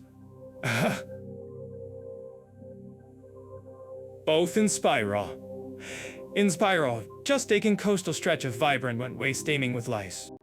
Ooh, now this is a topic that gets my inner adrenaline junkie doing a happy dance. Sports, activity, and adventure options. I mean, who doesn't love a good sweat session or a heart-thumping escapade? And speaking of heart-thumping, let's talk about Hungary. You know, their national sport isn't football or basketball. It's water polo. Can you believe it? Bullseye underwater wrestling and tactical swimming. I once tried to play water polo in a hotel pool and nearly swallowed half the ocean. Oops. Ball just kept escaping me like a slippery bar of soap. Mira, I can just picture you in the pool, looking like you're reenacting a scene from a low-budget action movie. I'm guessing the only thrill was for the lifeguards watching you. But you're right, water polo is a big deal in Hungary. It's like their entire nation operates on a get in the water and dominate philosophy. Meanwhile, over in Sierra Leone, the water in Sierra Leone, the water in Sierra Leone, the water element takes on a completely different vibe.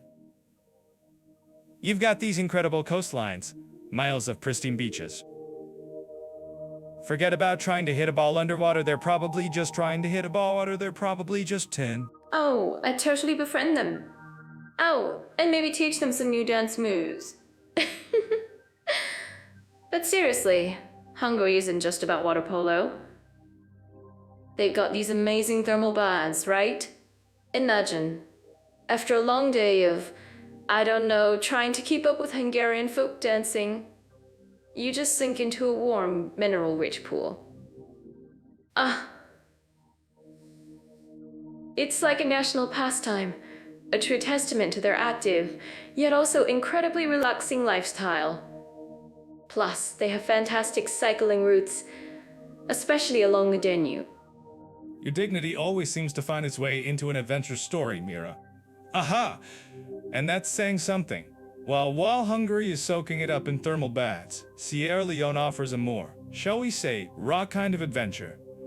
For we say, raw kind of adventure, their beaches, like River Number 2 or Bore H, aren't just for sunbathing.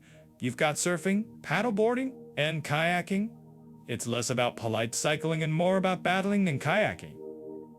It's less about polite cycling and more about battling an negation from order. Whoa, rainforest treks sound incredible. I'd probably be humming some adventurous moody theme song the whole way, then suddenly trip and turn it into a comedic pratfall. But it's true. The natural beauty in both countries offers such different experiences. Hungary has beautiful hiking in places like the Matra and BUKK mountains, very picturesque and serene. And if you're feeling extra daring, they even have caving opportunities, some right under Budapest.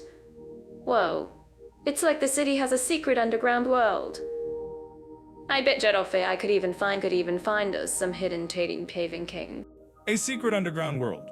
Sounds like my kind of office space. Though I'd probably get lost and try to open a coffee stand down there. Cave presso anyone. For Sierra Leone, that secret world feeling comes from venturing into places like out Amba-Kilimai National Park. You're not just hiking, you're on the lookout for chimpanzees and hippos. Anyone who needs thermal baths when you wild and free, Sierra Leone delivers. I mean, who needs thermal baths? Who needs thermal baths when you can have a natural surfing scene? A harmless squirrel or something that wants to eat my snack. You're right. A rainforest shower sounds amazing after a long trek. It's all about what kind of adventure tickles your fancy, isn't it? If you're someone who likes cultural events mixed with sporting prowess, Hungary has plenty of festivals and events centered around their strong athletic traditions, especially in swimming and water sports. I once tried synchronized swimming for a laugh. It was less graceful and more flailing fish. Oops. If you're watching this on YouTube, don't forget to like and subscribe to hear more of our utterly ridiculous scales of travel misadventures. Well, Mira, your flailing fish routine sounds like prime material for a modern art performance, if nothing else. And yes, please do share your stories, especially if they involve an unexpected animal encounter or a thermal bath mishap. So, whether it's conquering a wave in Sierra Leone or mastering the art of not falling over in an unexpected animal encounter in natural playgrounds, ultimately, the best adventure is the one you actually go on. Oh, so we're diving headfirst into the electric world of nightlife and entertainment venues, Leo. In thinking glitter, dance moves, and possibly some questionable snack choices at 3 a.m. This is one of my favorite topics, because wherever I go, I always find a reason to dance. Wow. Mira, you find a reason to dance when you're waiting for coffee. But yes, nightlife. The perfect stage for observing humanity at its most uninhibited. Oh, and today we're contrasting to places with wildly different after dark vibes, Hungary and Sierra Leone. Hold on to your glow sticks, folks. Let's start with Hungary, specifically Budapest, which is absolutely legendary for its ruined bars. Wow, imagine old, dilapidated buildings, some looking like they're about to tell you a ghost story, then boom. They're transformed into these incredibly cool, quirky bars with mismatched furniture and art everywhere. It's like partying in your eccentric attic, if your aunt was also a bohemian artisan through wild parties. Urine sounds like should be great stand-up material, Mira. Urine bars definitely have a unique charm. It's a brilliant idea. Really take a building that's seen better days, add some cheap drinks, and suddenly it's the hottest spot in town. And picturing an old chandelier hanging precariously over a dance floor, just daring someone to look up. Wow. It's organized chaos, but in the best possible way. I bet the locals have perfected the art of finding their friends amidst the eclectic decor. Oh, absolutely. And it's not just the ruined bars. Budapest also has these incredible thermal bath parties called desk parties. Oh, imagine to a DJ set while floating in a warm, historic thermal pool. It's like a giant, steamy, ancient rave.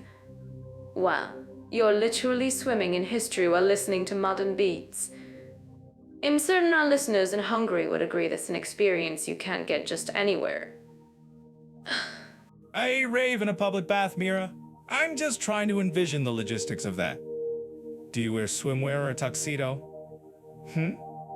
Do they have a designated splash zone for my expensive coffee? Ouch! It sounds uniquely European, and probably a fantastic way to wash off the existential dread of a Monday morning. Aha! For more unique travel tips, you can always check out Jetafe. They have some intriguing ideas, though. I doubt they cover tuxedo etiquette for thermal raves. Leo, you always find the strangest details to focus on. But speaking of unique, let's pivot to Sierra Leone for a moment. Oh, if you're looking for a nightlife experience that's all about raw energy and community, Freetown's beach bars and street parties are where it's at. Wow. It's less about fancy clubs and more about the rhythm, the open air, and the sheer joy of people dancing together under the stars. Think less curated playlist and more spontaneous burst of sound and movement. Sierra Leone. The spontaneous burst of sound and movement sounds like my morning alarm sometimes. But truly, it's a different beast entirely, isn't it? You're not paying a cover charge to get into a renovated ruin, you're just stepping out onto the street or the beach, and the party finds you. Oh, I love the idea of music just spilling out onto the sand, impromptu dance-offs, and the smell of delicious street food mingling with the sea air. That's my kind of democratic entertainment. Exactly. You'll hear incredible local music like boo-boo music or palm wine music played live. Wow, and the energy is just contagious. You can't help but move.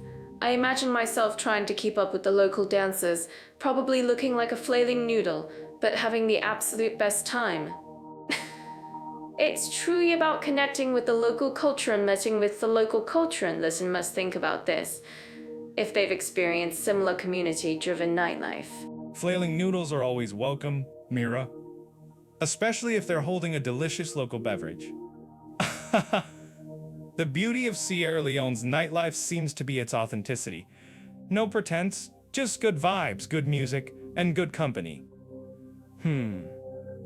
It's a stark contrast to the more structured, albeit creative, scenes we discussed in Hungary. One is about unique venues and concepts, the other about the pure spirit of celebration. Both have their charm, but in very different packages. If you're looking for a cutting-edge, historical meets modern party, Budapest has your name all over it.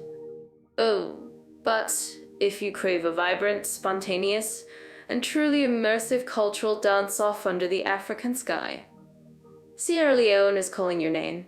Wow. You know, Leo, thinking about both, it really highlights how diverse nightlife can be. Indeed, Mira. It's not just one thing. It's a spectrum, from dancing in a centuries-old thermal bath to grooving on a sandy beach. And our job here on the podcast, supported by Jet Off AI, is to shed some light on those delicious differences. You guys watching on YouTube, if you have a favorite nightlife story from either Hungary or Sierra Leone, drop it in the comments below. We'd love to hear how you experience the after-hours magic. Our current topic, we compare family-friendly environments and children's activities into countries. I've been thinking about this a lot, especially how different cultures approach raising kids and what kind of fun they get up to. It's fascinating, right? Fascinating, or just another excuse for kids to run wild while parents try to sip their coffee? I'm talking about places where you'd actually want to take a child, not just survive a trip with one. Speaking of surviving, did you know in Hungary, they have these amazing playgrounds? I saw one that looked like a giant dragon. Wow, my inner 8-year-old was definitely screaming. See, that's exactly what I mean. Hungary, with its rich history, doesn't just offer beautiful architecture. It's got a real knack for making cities fun for the little ones. You'll find lush parks everywhere, like City Park in Budapest, with actual castles and playgrounds designed to spark imagination. Think of it. A kid could be a knight 1 minute and a dragon tamer the next. Oh, they even have child-friendly museums that make learning feel like a treasure hunt. I'll grant you the dragon playground sounds promising. My cynical childhood self would have been mildly impressed. But let's be real. Even with dragon slides, kids eventually hit that "I'm bored" phase. Then what? Do Hungarian parents just offer them a small, historic pastry to quiet them? Because my strategy usually involves a promise of ice cream, which, I admit, works globally. Oops. But seriously, their thermal baths could be a hit with families imagine splashing around in naturally warm water. Absolutely. The thermal baths are a huge draw, and many have dedicated sections for children, complete with slides and wave pools. It's a fantastic way for families to relax together. Plus, Hungary's safety record for families is quite strong. making it easy to navigate cities with kids. They really prioritize community events and festivals that often include children's programs. It's like a constant invitation to play. Though, speaking of play, how about we jump from Europe to West Africa? Whoa! From dragon castles to palm-fringed beaches, quite the leap. I imagine children's activities in Sierra Leone are less about structured museums and more about the vast, natural playground. I've seen footage of kids playing soccer with makeshift balls on pristine beaches. Wow. It's that raw, unadulterated joy that reminds you what play is supposed to be. No fancy equipment needed, just imagination and maybe a coconut shell.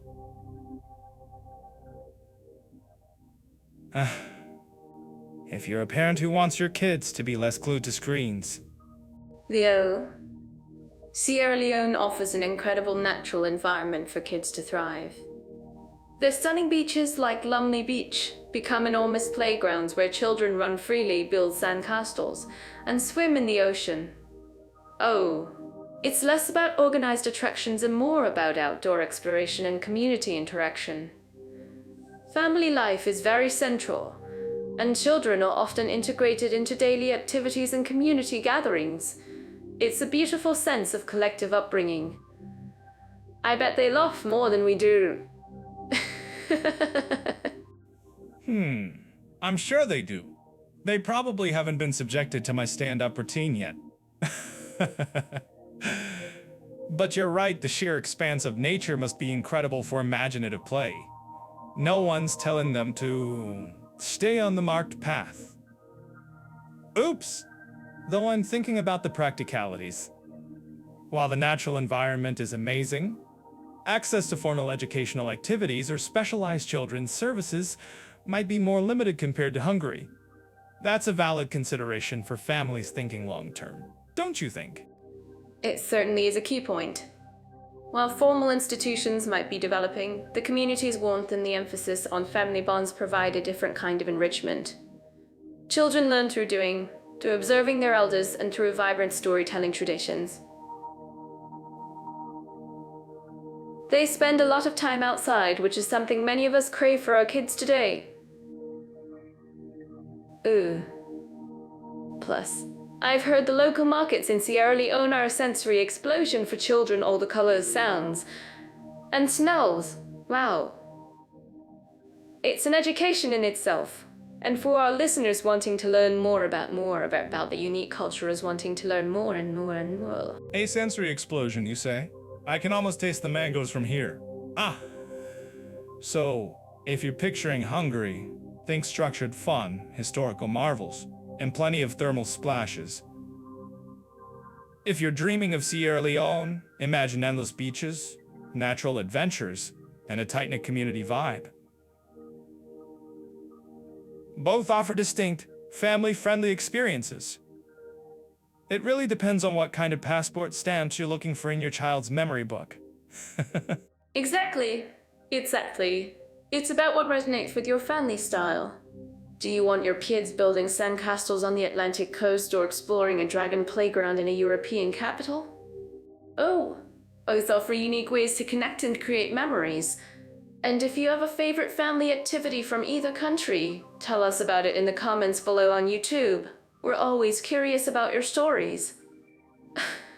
So, speaking of countries with rich histories and complex social fabrics, let's talk about the LGBT-friendly atmosphere in Hungary. On one hand, you have Budapest, a city that just bursts with artistic flair and a pretty vibrant queer scene in certain areas. I've seen some amazing photos of their Pride events, where the energy is just infectious. Wow, but then, if you peek at the legal side of things, it feels a little like trying to solve a Rubik's Cube with half the stickers missing. It's not exactly all sunshine and rainbows for everyone. Rubik's Cube with missing stickers, Mira? I'd say it's more like a legal game of whack-a-mole where every time a right pops up, someone tries to bet it down. You see these incredible communities, as you said, organizing events, supporting each other, which honestly is inspiring, but then the official stance is often like, let's just make it a tad bit harder. Oops, it's a classic example of resilience shining through despite the policy shadows. I'm curious what our listeners in Hungary think about that paradox. Absolutely, Leo. Absolutely, Leo.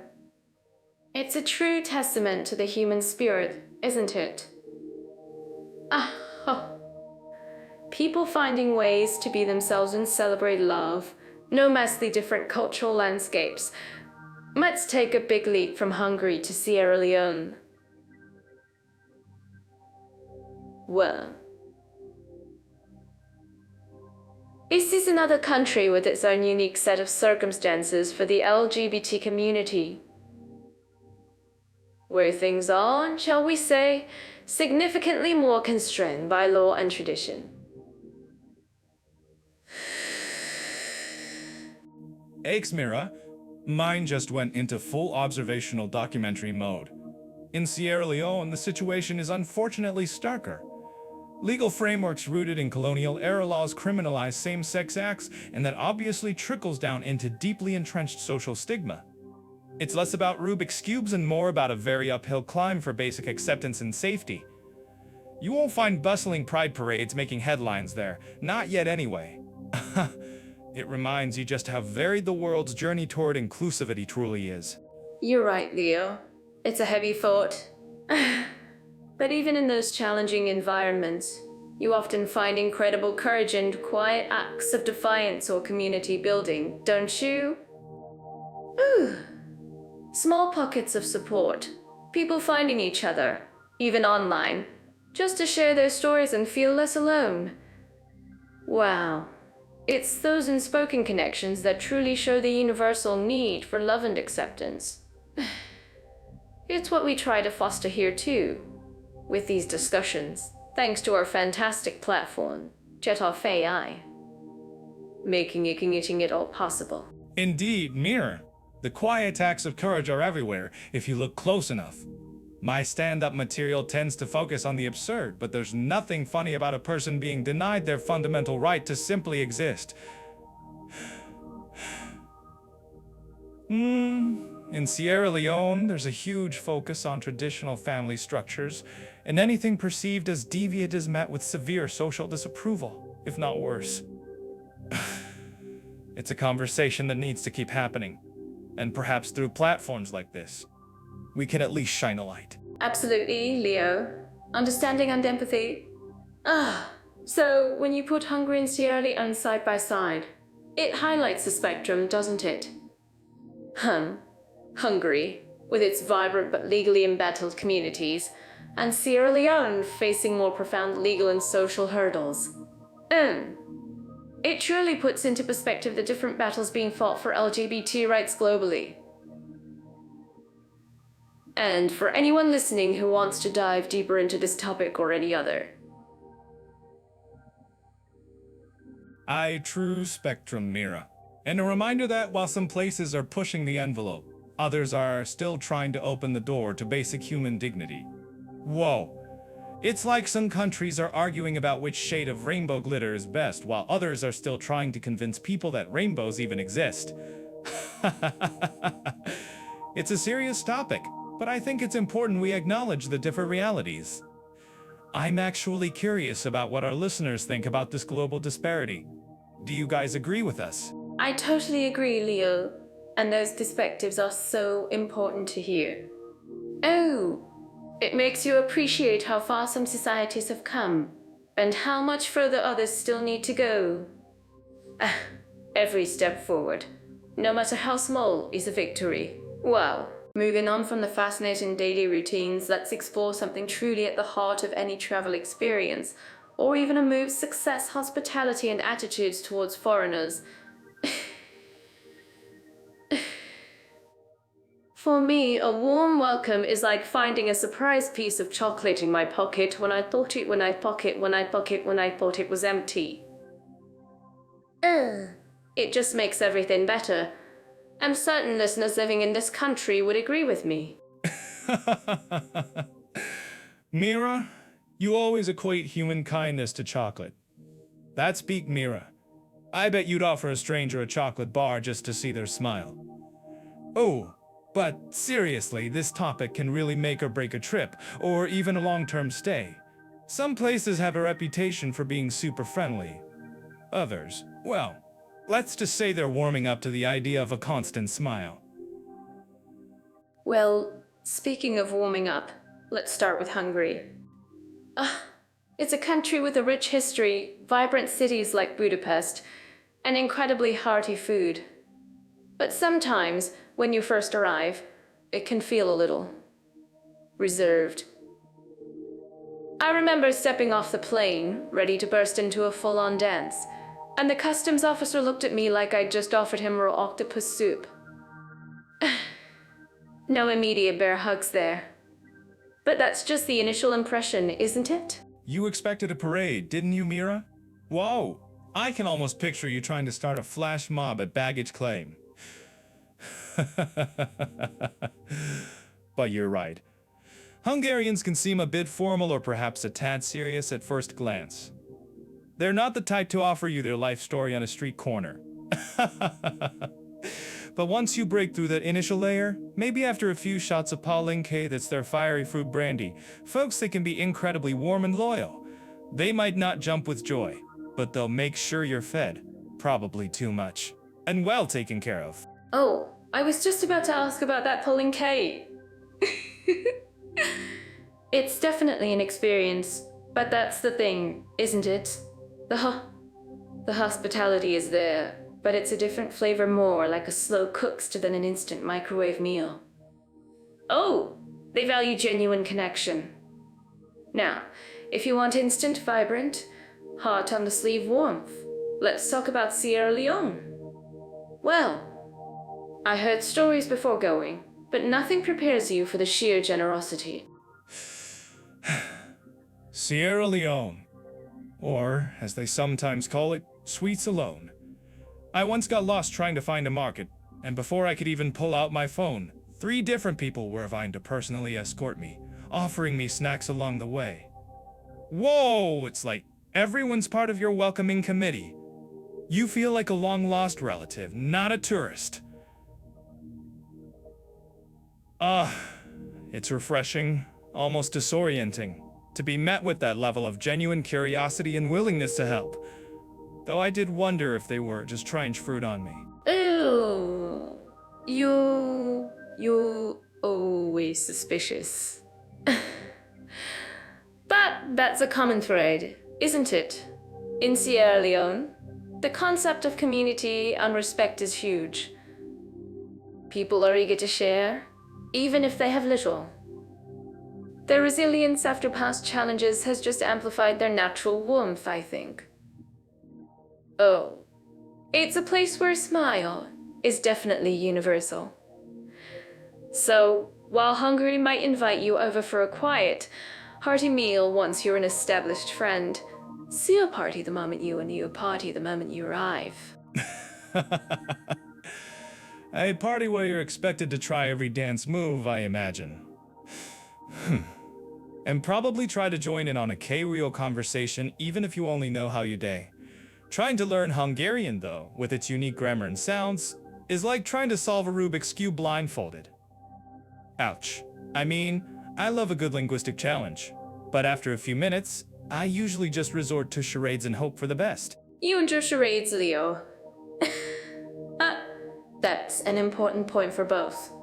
The language barrier. In Hungary, if you're outside Budapest, not speaking Hungarian can make interactions feel less open. It's not rudeness, just a practical hurdle. In Sierra Leone, while English is official, speaking a few words of Kairio, like kusha for hello, really makes a difference. It shows you're trying to bridge the gap. Exactly. It's all about effort, isn't it? And speaking of effort, if you're enjoying our insightful, sometimes chaotic, banter about these countries, don't forget to hit that like button on YouTube, you lovely people. And subscribe to the channel, because who knows what absurdity Mira will try to introduce next. Wow. You never know, Leo. I might just start a try to dance in every country challenge. Oh. For more details on unique cultural etiquettes and maybe even how to politely decline the third helping of goulash or that fifth mango, head over to Just AI. It's all there, waiting for you. Ah, see, Mira, you're already giving people homework. But honestly, understanding these nuances is crucial. You might initially find Hungarians reserved, but then they'll share a family secret recipe with you. And in Sierra Leone, you'll be welcomed with open arms. Just be mindful of how you navigate those interactions. It's a beautiful spectrum of human connection. And I'm actually curious about what our listeners think about this. Do you agree with our take on Hungary's subtle warmth or Sierra Leone's immediate embrace? If you think this is wrong, please let us know in the comments below. We love hearing your stories and experiences. Oh, your input helps us paint an even fuller picture. Yes, tell us if you've been adopted by a Hungarian family or if you've survived Mira's dance challenges in Sierra Leone. Either way, it sounds like an adventure. So we're diving into internet infrastructure and digital facilities, huh? It's like asking if someone prefers a trusty old flip phone or a super smart device that orders your coffee for you. I'm already imagining the wild differences. For me, if there's no Wi-Fi, is it even a place? Mira, I'm certain our listeners in Silicon Valley are nodding vigorously at that, while others are wondering what a Wi-Fi is. You're right, it's a stark comparing a high-speed bullet train to a rickety old bicycle that's missing a pedal. We're talking about Hungary, where the internet moves faster than my thoughts on a Monday morning, and Sierra Leone. Well, let's just say, the internet connection takes a scenic route. Wow, scenic route, I love that. Like, it stops for tea and a chat before delivering your email. But seriously, Hungary, being an EU member, probably has some pretty zippy internet, especially in places like Budapest. I bet you can live stream your cat playing the piano without a single pixel drop. Absolutely. Budapest, the pearl of the Danube, has become a hotspot for digital nomads. You can find fiber optic networks that would make a cheetah feel slow. I mean, if my coffee machine had that kind of connectivity, it would probably make my espresso before I even thought about it. But then again, a digital nomad there probably has 3 different backup internet plans, just in case the barista's Wi-Fi goes down. I'm actually curious about what our listeners think about this. Do you need constant, blazing fast internet to feel connected, or are you happy with a more scenic route experience? Let us know in the comments on YouTube. Speaking of which, have you ever been in a situation where you truly appreciated a super fast connection, Leo? Ooh. I once tried to upload a 10-minute stand-up routine from a remote village, and it took so long I could have written a whole new set about the buffering circle. Ouch. That's where Hungary shines. Their major cities are digital hubs with a strong focus on innovation and tech accessibility. You'd probably find smart city initiatives there that could tell you what kind of mood your socks are in. Well, my socks are always in a party time mood. But that's a huge step for modern living. Now, shifting gears a bit to Sierra Leone's digital landscape. I imagine it's a different story. They're likely still building out their foundational infrastructure, right? Indeed. Sierra Leone is still very much in the early stages of its digital journey. While progress is being made, internet penetration is significantly lower, and connectivity is often limited to urban centers like Freetown. Think mobile data being the primary way people get online. And even then, reliability and affordability can be major hurdles. You're more likely to see a person walking down the street with a goat than a 5G hotspot. Aye, walking, bleating hotspot. That's a great image. But it does highlight the digital divide we often talk about. It must be tough when your access to information or even basic online services is so limited. It's not just about streaming cat videos, it's about education, healthcare, and economic opportunities. Precisely. For many in Sierra Leone, reliable electricity is still a luxury, which naturally impacts digital facilities. You can have the fanciest fiber optic cable, but if the power's out, you're back to sending smoke signals. I'm sure their resilience is incredible, but it's a fundamental challenge for tech-driven lifestyles. I wonder if they have co-working spaces powered by solar panels. That's a fantastic idea. Sustainable tech solutions are definitely something to explore. And speaking of progress, even with challenges, many developing countries are leapfrogging older technologies directly to mobile solutions. They might not have landlines, but everyone has a smartphone. It's a different kind of evolution. True, the mobile-first approach is a global trend, but the underlying infrastructure in places like Sierra Leone means those mobile connections might be slower or more expensive than we're used to in other parts of the world. It's not just a matter of having a device, it's the quality of the road. That data travels on. And let's be honest, trying to run a business on a 2G connection feels like trying to run a marathon in quicksand. Quicksand internet, that's brilliant. It just keeps pulling you down. But this comparison really shows how much connectivity shapes daily life. In Hungary, you're probably tapping into government services online and enjoying smart city amenities. In Sierra Leone, it's a different kind of digital hustle, prioritizing access wherever and however possible. And for anyone considering travel or even moving, this is a huge factor. Imagine trying to research visa requirements or book accommodations on a slow, intermittent connection. It's enough to make you want to throw your laptop into the nearest river. Oops. But seriously, this is where resources like Jet.ai come in handy, providing information for both the digitally spoiled and the digitally challenged. Because whether you're uploading your latest vlog from a bustling Budapest cafe or carefully managing your data plan in Freetown, understanding the digital landscape is key. Don't forget to like this video and subscribe to our channel for more comparisons, and check out Jet.ai for all your travel information. We'll keep sharing insights from around the world. Alright. Let's look at shopping opportunities and the oil price-performance balance. I mean, who doesn't love a good treasure hunt when they travel? For me. Especially Budapest felt like walking into a grand, historical department store. The Central Market Hall. Leo, well, it's like every color of paprika decided to throw a party. And I was invited to buy everything. You can find beautiful embroidered linens, intricate porcelain, and don't even get me started on Unicom. Sounds like you found your personal shopper's nirvana, Mira. I'm sure your credit card found it delightful too. But when you talk about price-performance balance in a place like Hungary, you're looking at a different kind of calculation than, say, a country whose economy is still finding its footing. In Budapest, us designer shops are going to charge you euro prices, right? But the local market, that's where the real magic happens. But the local market, that's where the real magic happens, or at least where you get the honest haggling experience. Well, the conversation is part of the experience. Speaking of priceless experiences and actual prices, I found Hungarian crafts to be amazing value for money. You get something authentic and beautiful without having to sell a kidney. Wow.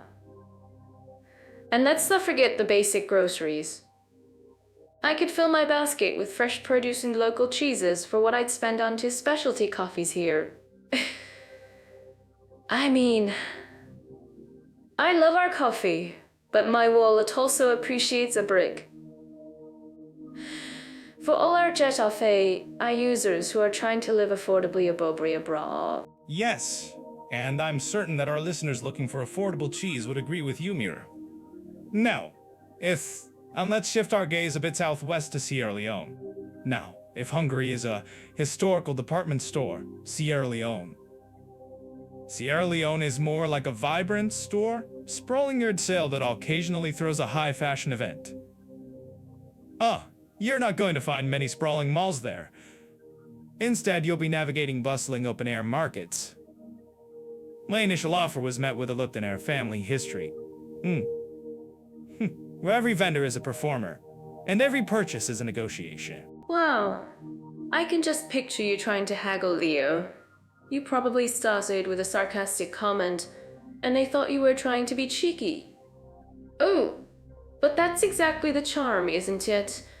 The vibrancy of those markets, the handmade tidy fabrics, the intricate wood carvings, it's a completely different kind of shopping. And supporting local artisans, that's priceless. I'm actually curious about what our listeners think about this when you travel. Do you prefer the modern convenience of a mall or the lively chaos of a traditional market? Yeah, I'm pretty sure my sarcastic haggling technique needs some work. My offer for a hand-carved wooden mask was so low. The vendor suggested I carve it myself.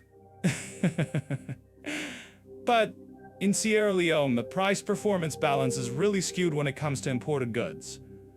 Anything from outside the country, especially electronics or branded clothing, carries a hefty premium.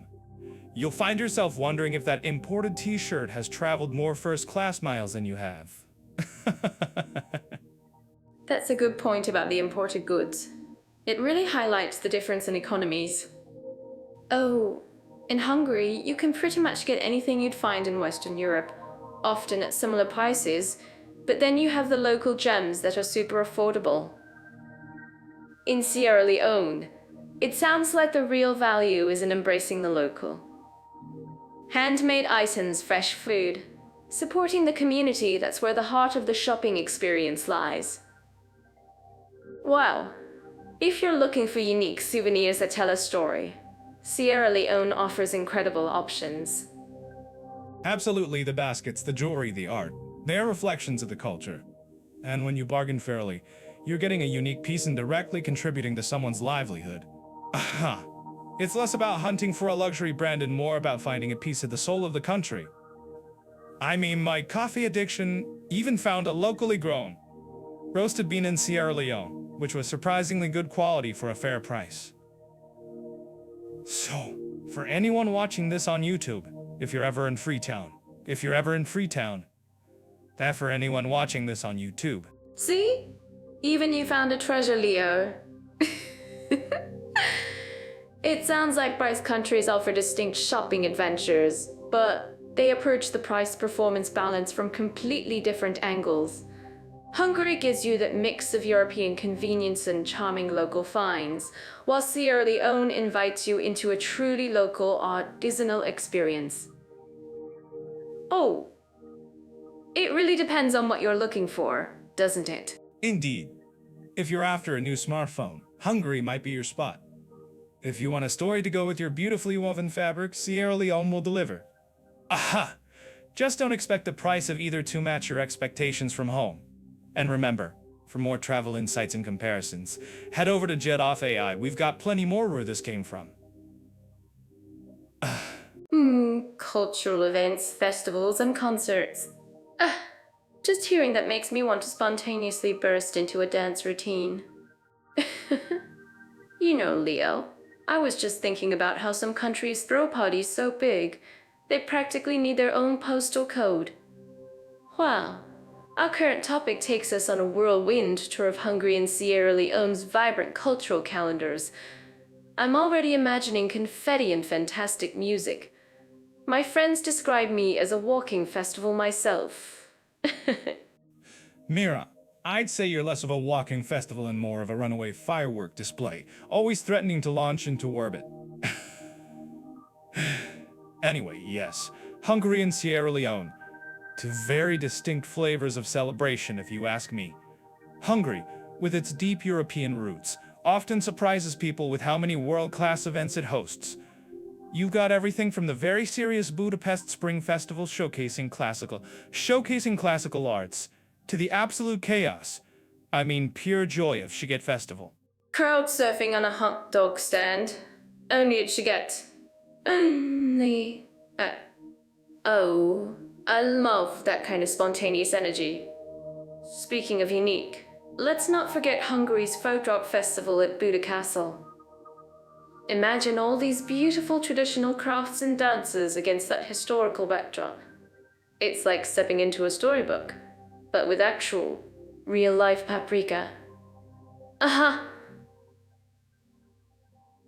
And then there are the Christmas markets, just dripping with mulled wine and gingerbread. It's a very cozy, enchanting vibe. Cozy and enchanting, huh? Sounds like something I'd try to turn into a sarcastic stand-up bit about forced cheerfulness. But you're right, the Hungarians know how to put on a show. The National Gallop, for instance, hundreds of horses thundering through Hero Square. It's a spectacle, really? Oh, though I always wonder if the horses are secretly judging the riders' fashion choices. I'm certain they have opinions. And for more details on these grand equestrian events, you can always check out Jet Off AI. Oh, horses with fashion opinions. That's hilarious. Leo. But let's hop over to Sierra Leone.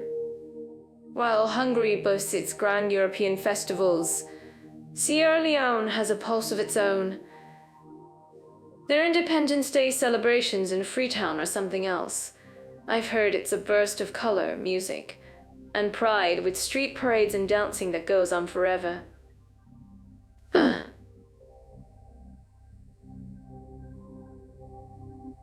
It's less about a formal stage and more about the streets themselves becoming the stage. Absolutely, Mira. In Sierra Leone, the rhythm lives in the streets, literally. You've got your Independence Day festivities, which are a full-blown carnival of national pride. But what really captivated my observational skills are the traditional mask dances. Whoa. The Biandu and Poro societies with their intricate masks and powerful drumming, they're not just performances, they're vital cultural practices. It's less about buying a ticket and more about experiencing a living, breathing tradition. Spill your coffee and realign your chakras now, that's a combo. Oh, but seriously, Leo, those mask dances sound incredible. It's like watching history come alive through movement and sound. And let's not forget the religious festivals in Sierra Leone, like Eid or Christmas, which are celebrated with immense community spirit. It's all about coming together, sharing food, and enjoying traditional music. And a beautiful testament to how culture unites people, even across different faiths. Yeah, Mira, the sense of community is palpable. You don't see anyone trying to sneak out early to avoid small talk. And while Hungary has its classical composers like Liszt and Bartók, Sierra Leone offers a vibrant high life and Afro-pop scene. It's music that makes you want to move, not just to lightly clap. Wow! And let's not overlook the storytelling traditions. Imagine sitting around a fire, listening to tales passed down through generations. It's an intimate, profound experience far from the mosh pits of a Hungarian rock festival. Oh, I'd love to listen to those stories. Oh, maybe I could even try to join in with some of my own clumsy dance moves. And they'd probably just laugh with me, not at me. Not at me, not at me, not at me. It's clear that both countries, despite their differences, have this incredible dedication to celebrating their heritage. Hungary, with its UNESCO recognized sites like the Buda Castle Quarter, hosting festivals, and Sierra Leone with its rich old traditions and vibrant community gatherings. Indeed, Mira. Whether you're swaying to electronic beats at Shigeru or feeling the raw energy of a traditional drum circle in Sierra Leone, both places offer unforgettable cultural immersion. Wow! It's a reminder that culture isn't just about museums, it's about living, breathing experiences. And for those planning a trip, exploring these cultural avenues can be a real game changer. For more detailed guides on planning culturally rich travels, Jet AI has some pretty insightful tips. You should check it out. You globetrotter, you. It's all about diving in head first, sometimes literally into a dance circle. I'm actually curious about what our listeners think about this. Which kind of festival appeals more to you? The grand, international European style, or the deeply rooted, community-driven African celebration? Let us know in the comments when this goes up on YouTube. Yes, do tell. Though I suspect Mira expects you to choose the one where you can dance on tables without judgment. But ultimately, both Hungary and Sierra Leone showcase the incredible diversity of human celebration. It's proof that no matter where you go, there's always a reason to gather to dance and to share a story, even if it's about a comedian trying to crowd surf on a hot dog. Alright, so from all that talk about history and art, you know what often comes next, right, Leo? The part where we actually try to talk to people in these amazing places.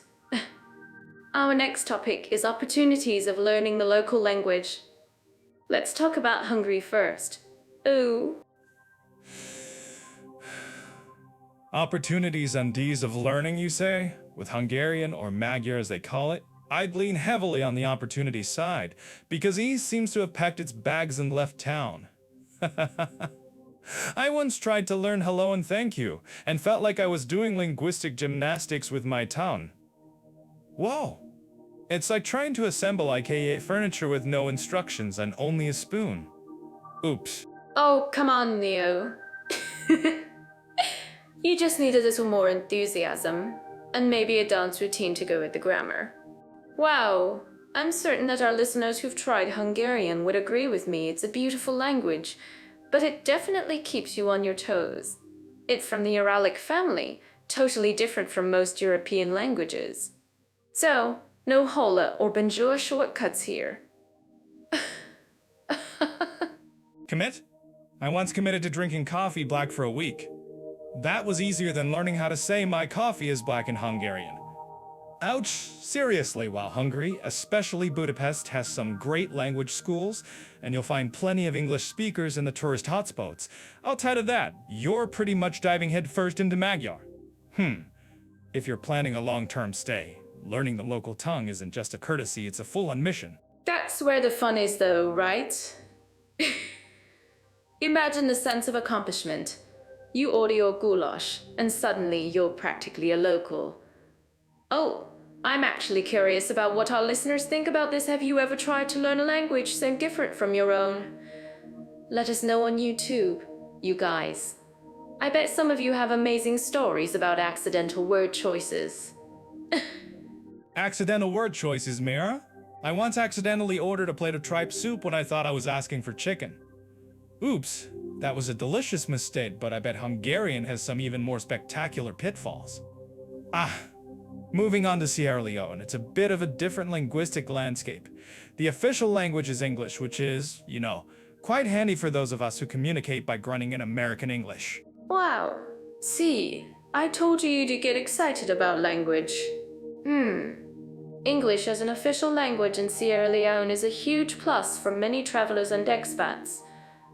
It immediately makes things feel more accessible. But speaking of cultural immersion, you can't fully experience Sierra Leone without understanding Creole. It's a Creole language, a blend of English with West African languages, and it's what most people speak daily. It's so vibrant. So basically, it's Singlish that's been on a really long, interesting vacation and picked up some new habits. I could probably get by with my point and grunt method, but learning Creole would certainly make ordering my next coffee or tripe soup a bit smoother. The thing is, while English is official, if you want to connect with the local hustle and bustle, Creole is your golden ticket. You're not going to find many formal Creole schools, so it's all about jumping into conversations. Exactly. That's where the fun really begins for me. You pick up phrases from the market, from conversations on the street, and it just clicks. Wow, it's like a living puzzle. Plus, the sounds of Creole are so musical. It probably tried to turn some common phrases into a little dance.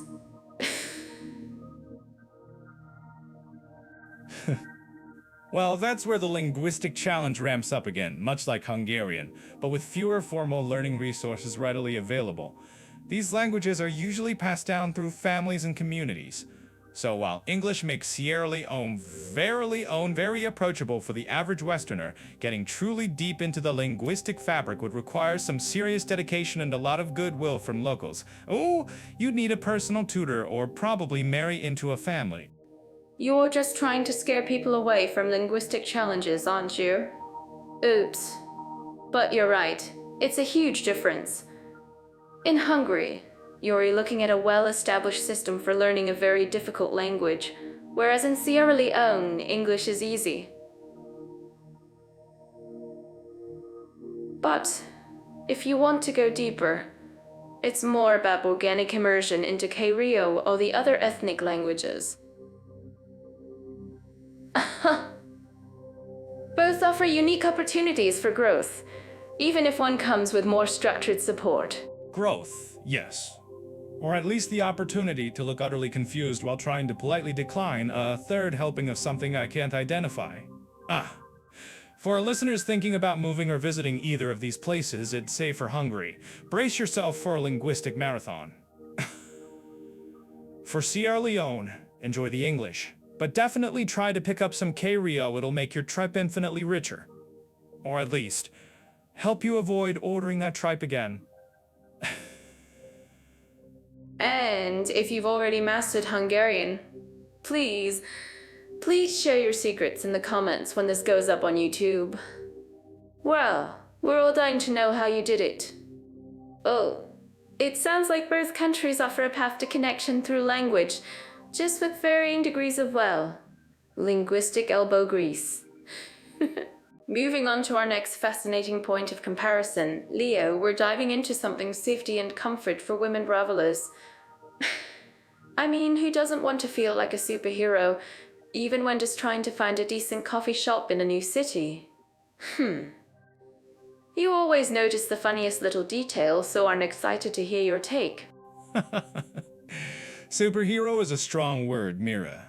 More like an urban ninja if you're navigating certain areas after dark. Wow, but you're right. Safety is paramount, and it's not always the same picture for everyone. Let's talk about Hungary first. Specifically, for women travelers, Budapest has this grand European facade, right?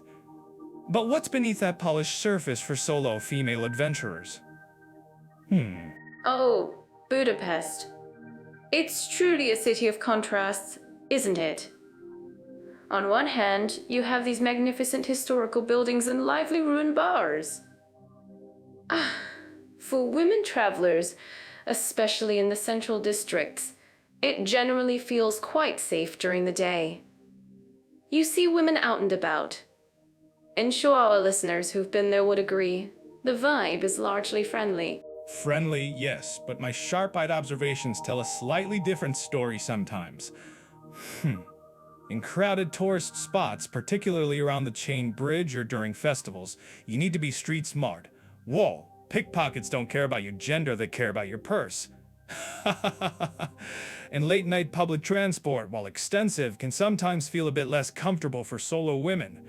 It's not outright dangerous, just gives you that maybe I should call it cab feeling. What do you think? Should our YouTube viewers check out those late-night bus routes? Well, that's a good point, Leo. My clumsy self has nearly tripped on a late-night tram more times than I can count. Oops. But seriously, common sense precautions are always key, everywhere. And speaking of safety and community, let's swing over to Sierra Leone. That's a completely different cultural landscape. And perceptions around safety for women can be very different too. Now we're talking about a place where my observational skills really get a workout. Wow, Sierra Leone. The welcome can be incredibly warm, almost overwhelming. People are genuinely curious and friendly. However, a woman traveling solo might attract extra attention, not always negative, but it's just a different cultural dynamic. I'm certain that our listeners who've experienced similar places would understand that shift. Absolutely. In Sierra Leone, the concept of community and hospitality is huge, especially for women. There's often a strong network of women who look out for each other, which is beautiful to witness. Oh, well, there can be challenges like unwanted attention or cultural misunderstandings regarding dress code. I'm always reminded of that one time almost wore something wildly inappropriate. Oops. The local women are usually very helpful in guiding you. You know, that girl love spirit is universal. Wildly inappropriate is a personal favorite, Mira. I can just picture it. But it's true, cultural awareness is your best friend there. What might be an innocent outfit in one place could unintentionally draw attention in Freetown. And while the community support is fantastic, it doesn't negate the need for vigilance, especially in busy markets or isolated areas. Some of my observations about local transport there, the pod has definitely required a sense of humor and a very firm grip on your belonging. Ooh, the potapodas. They're an adventure in themselves, aren't they? And for women, sometimes there are unwritten rules or expectations, so having a local guide or connecting with women's groups can make a huge difference in comfort and safety. It's about finding that balance between embracing the culture and staying aware of your surroundings.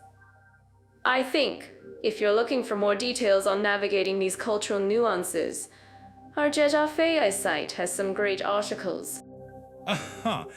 Good point about Jeddah AI, Mira. Always helpful. For Hungary, the challenges are more universal to European cities' pickpockets, perhaps a slightly boisterous nightlife, but generally good infrastructure and rule of law. In Sierra Leone, it's more about understanding deeply ingrained cultural norms, perhaps a less visible formal security presence in some areas, but compensated by strong community bonds. For our incredible listeners out there, what do you guys think? If you've traveled to Hungary or Sierra Leone as a woman, or even just in general, what were your experiences regarding safety and comfort? I'm actually curious about what our listeners think about this, so please, share your thoughts in the comments when this goes up on YouTube. Oh, your stories are invaluable. Indeed, because ultimately, whether it's navigating the bustling streets of Budapest or experiencing the vibrant markets of Freetown, safety isn't just about crime statistics. It's about how you feel and how prepared you are for the unexpected. And let's be honest, sometimes the unexpected is just a clumsy comedian tripping over air. Oh, so we're diving into the heavy stuff now, aren't we? Legal systems, individual rights, and freedoms. Sounds like a party. But seriously, this is super important, especially if you're thinking about moving, or just visiting a place. I always imagine constitutional rights like a secret menu at a restaurant. You know it's there, but do you know what's on it? Secret menu, you say? I'm certain most people just stumble into whatever's served, Mira. Like me when I accidentally ordered a triple espresso this morning and ended up vibrating through my shoelaces. Ouch! But on to Hungary and Sierra Leone.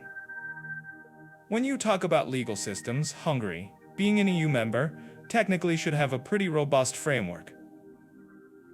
You'd think that means all shiny, rule of law bells and whistles, right? You'd think... but sometimes, even with all those fancy EU memberships, it feels like they're playing their own version of Twister with the rule of law.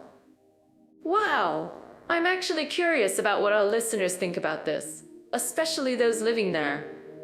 Do you ever feel like the legal system is doing a little dance of its own? We see headlines about concerns over judicial independence and media freedom.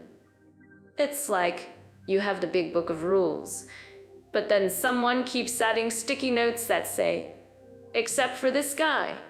Sticky notes. That's a classic. I've seen some pretty confusing legal documents myself, but at least they didn't have cartoon stick figures pointing to exceptions. On the other hand, we have Sierra Leone, which is still navigating its post-conflict journey. Their legal system is largely based on English common law, mixed with customary law, which sounds like trying to blend a gourmet coffee with instant granules.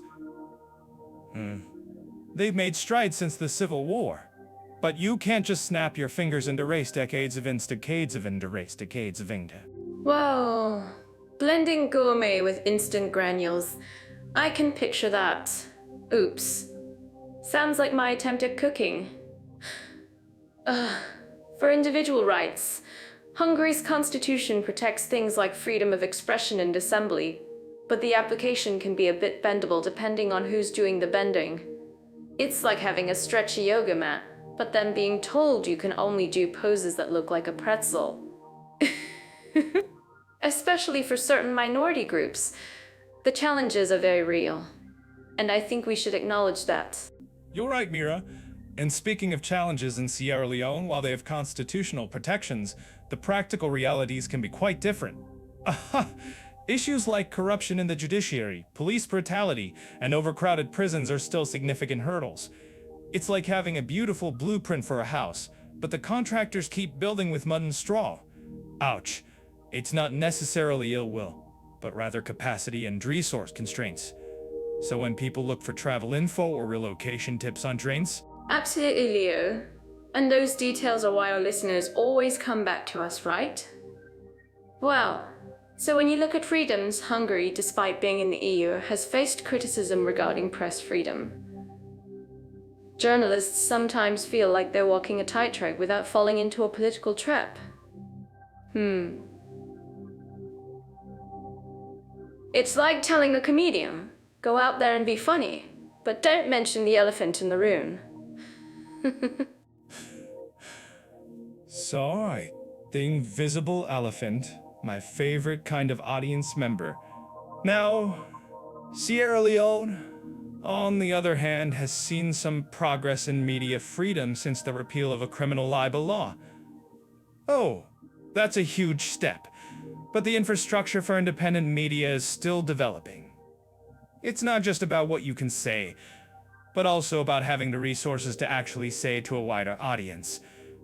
Like me, wanting to tell my best jokes, but my microphone keeps cutting out.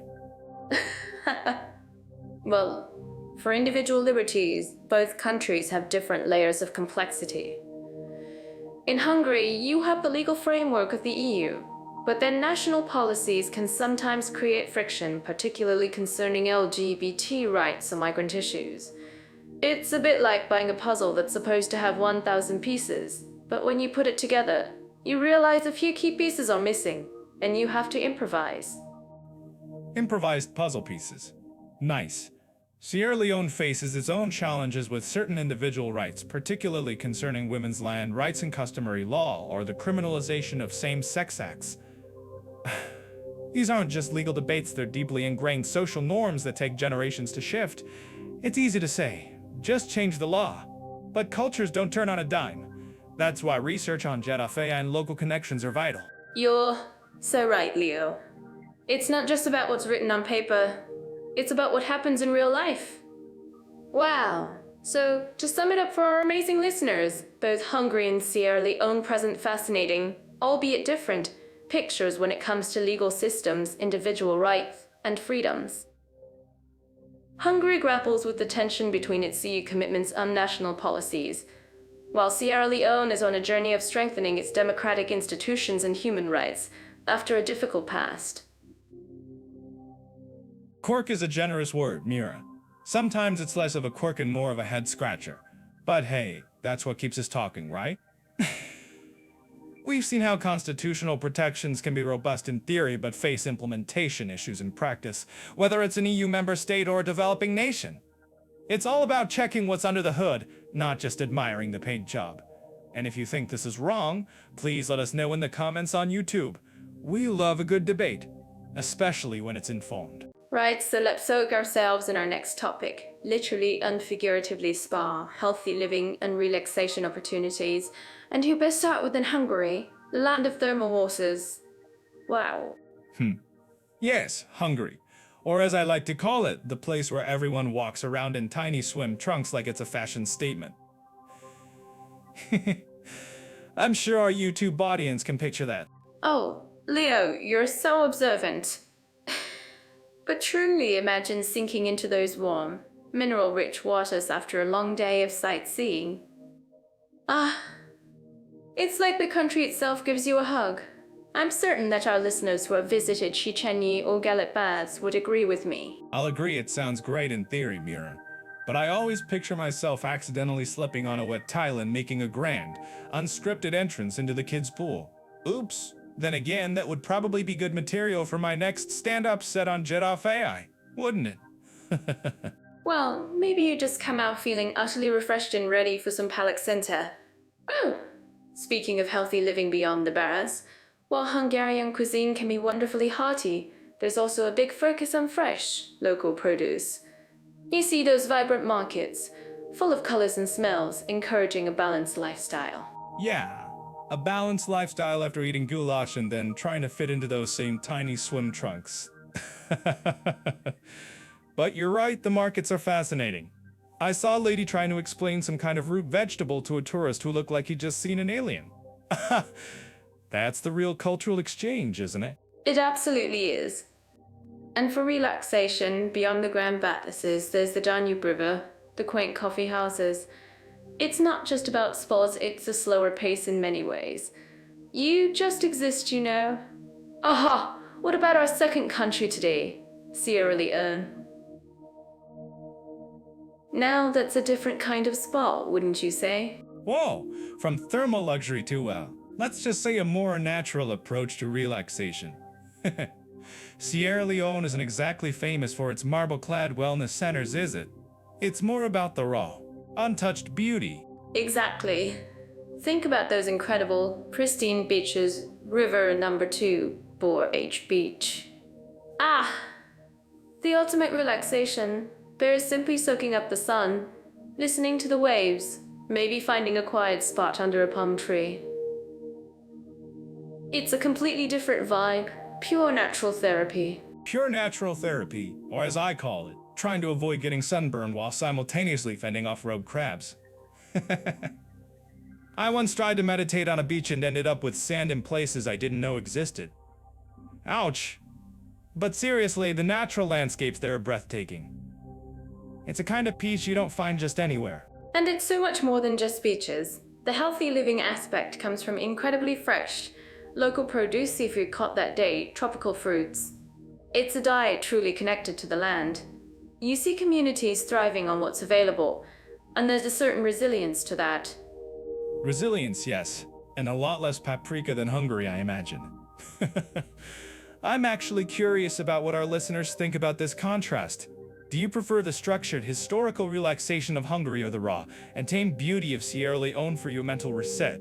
Let us know in the comments below on YouTube. That's a great question, Leo. I think both offer profound relaxation, just in different packages. In Sierra Leone, healthy living also comes from the strong communal bonds and traditional practices. It's the holistic wellness that's woven into daily life, less about paid treatments and more about community and nature.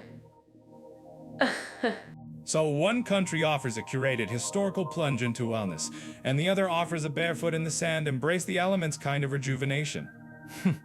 If someone told me I had to choose, I'd probably bring a small, portable coffee maker to both. Can't relax without my caffeine, you know.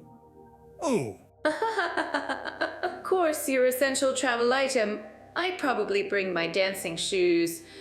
Imagine dancing on a beach in Sierra Leone as the sun sets. Oh, or a quick dance break in a Budapest coffee house. Life's too short not to find joy and movement everywhere, right? Absolutely, Mira. Although I'd probably stick to watching your dance moves from a safe, non-trip hazard distance, preferably with a very large coffee. It seems both places offer unique ways to unwind, whether it's through ancient waters or untouched shores. Totally. And for anyone looking for more detailed guides on these incredible destinations, remember to check out Jet Off AI. They've got all the info you need to plan your perfect wellness escape, whichever country calls to you. Indeed. So, whether you're planning to detox in a Hungarian thermal bath or simply decompress on a Sierra Leone beach, both countries promise a unique path to peace. Just make sure you pack accordingly. And if you spill your coffee, blame Mira. Leo, ouch. I'm sure you'd be the one spilling it. But yes, stay tuned because next up, we're diving into... Alright, let's dive into something that truly touches the soul, literally. We're talking about opportunities for religious and spiritual needs in Hungary and Sierra Leone. I always find it so fascinating how different cultures approach faith. It's like a colorful tapestry, isn't it? Oh, I'm genuinely curious about what our listeners think about this because it's such a personal journey for everyone. Touches the soul, Mira. Mine usually just needs a strong coffee and a good laugh to feel spiritually fulfilled. But yes, you're right. It's a fascinating topic. Hungary, for instance, has such a deep Christian heritage, particularly Catholic and Calvinist. You'll find these grand, ancient churches practically winking at you from every corner. Wow. But then you have a significant Jewish community too, which adds another layer to that spiritual cake. It's a secular state. It's a secular state. Exactly. And that's what I love. It's not just one path, it's many. You can see beautiful synagogues alongside stunning basilicas, and everyone, mostly, gets along. It's like a big potluck where everyone brings their favorite dish of belief. I'm certain that our listeners living in Hungary would agree with me. There's a strong sense of community around these places. Community, indeed. And sometimes community means a little healthy competition for the best bell ringing time on a Sunday morning. But speaking of multiple paths, let's pivot to Sierra Leone. Now there, you see a really beautiful blend of Islam and Christianity, often coexisting peacefully. Plus, they have strong roots in traditional African religions. Imagine going to a market and seeing someone discuss Friday prayers with a person heading to Sunday service. Oh, it's not about separation, it's about sharing a neighborhood. Wow, that sounds absolutely incredible. It's like everyone's on the same spiritual playground, just playing different games. I actually heard that in Sierra Leone, it's very common to find families with both Christian and Muslim members celebrating each other's holidays. That's a beautiful kind of social harmony, isn't it? I bet it feels so warm and welcoming. Warm and welcoming, yes. Though I imagine finding a decent, strong Hungarian coffee after a Sierra Leone Sunday service might prove to be a spiritual challenge in itself. But seriously, the interfaith dialogue there is often cited as a model. You'll find mosques and churches standing side by side, sometimes sharing community initiatives. It's less about drawing lines and more about drawing circles. That's a lovely way to put it, Leo. Drawing circles. I'm picturing everyone holding hands, perhaps in a joyful dance after a shared meal. Oh, in Hungary, while the primary religions are very visible, there's also a growing interest in more personal, less structured spiritual practices, meditation, yoga, mindfulness. It's not always about grand cathedrals, sometimes it's about finding that quiet corner in a bustling city. The quiet corner. My quiet corner. My quiet corner usually has a do not disturb sign and a fresh cup. But yes, the search for inner peace without the dogma is becoming quite popular everywhere. I mean, who doesn't want to find enlightenment without having to fill out 3 forms in triplicate? Oops. In Sierra Leone, while traditional practices are deeply ingrained, modern spiritual movements are also gaining traction, particularly among younger generations.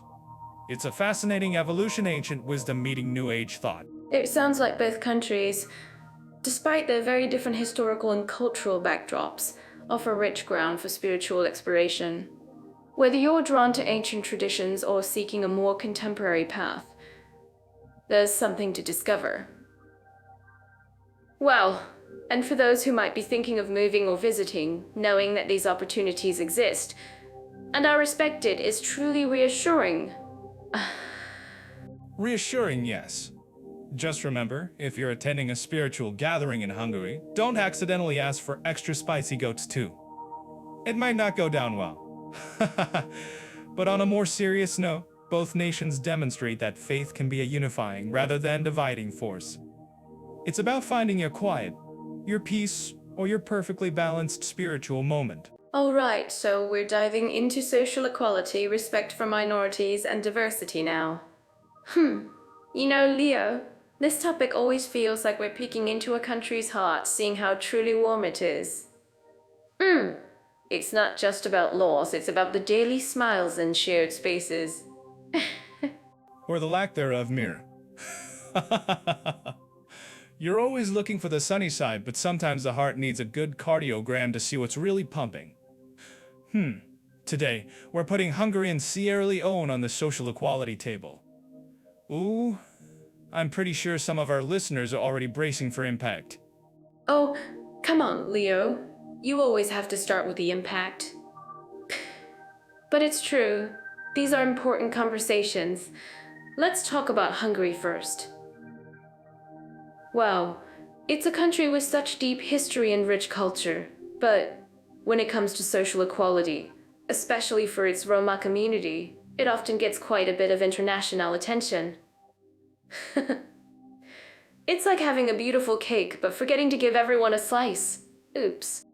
A very specific historical cake, you mean? Hungary's situation with the Roma community is, well, it's a persistent narrative. Despite being an ancient and integral part of the country's fabric, they often face social exclusion and economic hurdles. It's almost like a national sport to point fingers. Ouch! If you're a Roma person trying to get ahead, it often feels like you're running a marathon with ankle weights made of bureaucracy. Ankle weights, really? But you're right, the challenges are very real and it's something people talk about. And speaking of challenges, what about the LGBT community there? I know in some countries the journey towards acceptance is still very much ongoing. Ongoing is one word for it. Oh, complex is another. While Hungary recognizes same-sex partnerships, official same-sex marriage isn't a thing. And let's just say, politically, things have veered sharply right, with recent laws that have raised more than a few eyebrows globally. It's like saying, you can be whoever you are. Just don't mention it to anyone under 18. It makes me wonder what our YouTube listeners think. If you think this is wrong, please let us know in the comments. But remember to keep it polite. That's a very diplomatic way of putting it, Leo. You're relearning. But it's true. These policies certainly create a climate where some groups might not feel fully embraced. It's a tricky balance between national identity and inclusive values, isn't it? Tricky. It's like trying to juggle flaming chainsaws. But let's switch gears and hop over to Sierra Leone. Whoa. Talk about a country with a vibrant tapestry of ethnic groups: TMN, Mend, Limbo, Kono, the list goes on. After their civil war, there was a huge emphasis on national unity and reconciliation. Oh, it's less about minorities and more about trying to weave all those beautiful threads into one strong cloth. Wow, but that's a beautiful way to phrase it, Leo, weaving threads. I love that. And it really shows how countries rebuild after conflict. But what about their LGBT community? I know in some African nations, the laws aren't as progressive. Nope, not progressive at all, Mira. Ouch. Sadly, Sierra Leone still operates under old British colonial laws that criminalize homosexuality. Social acceptance is, well, let's just say it's an uphill battle against a strong current of stigma and discrimination. It's a stark contrast to many Western countries, where visibility and rights are actively fought for. Oh, that sounds incredibly tough. You know, it reminds me that diversity is about everyone feeling safe and seen. Aha! So while Sierra Leone might be celebrating its ethnic mosaic, there are still deep social challenges for others. Precisely, Mira. It's the kind of complex issue where you can't just slap a diverse label on it and call it a day. Oh, Hungary, with its historical minorities, faces ongoing issues, sometimes amplified by political rhetoric. Sierra Leone, on the other hand, actively works on post-conflict ethnic unity, which is commendable, but has a long way to go with LGBT rights. It's a study in contrasts, isn't it? Absolutely. It really shows that social equality isn't a one-size-fits-all solution. It's a continuous journey, and sometimes countries take 2 steps forward and 1 step back. But the important thing is that these conversations are happening, even if they're difficult. Difficult, yes, but necessary. And for our listeners, if you're ever planning a trip or considering a longer stay, diving into these social dynamics can be just as important as checking out the local cuisine or historical sites. Knowing the vibe is half the battle. Knowing the vibe is half the battle.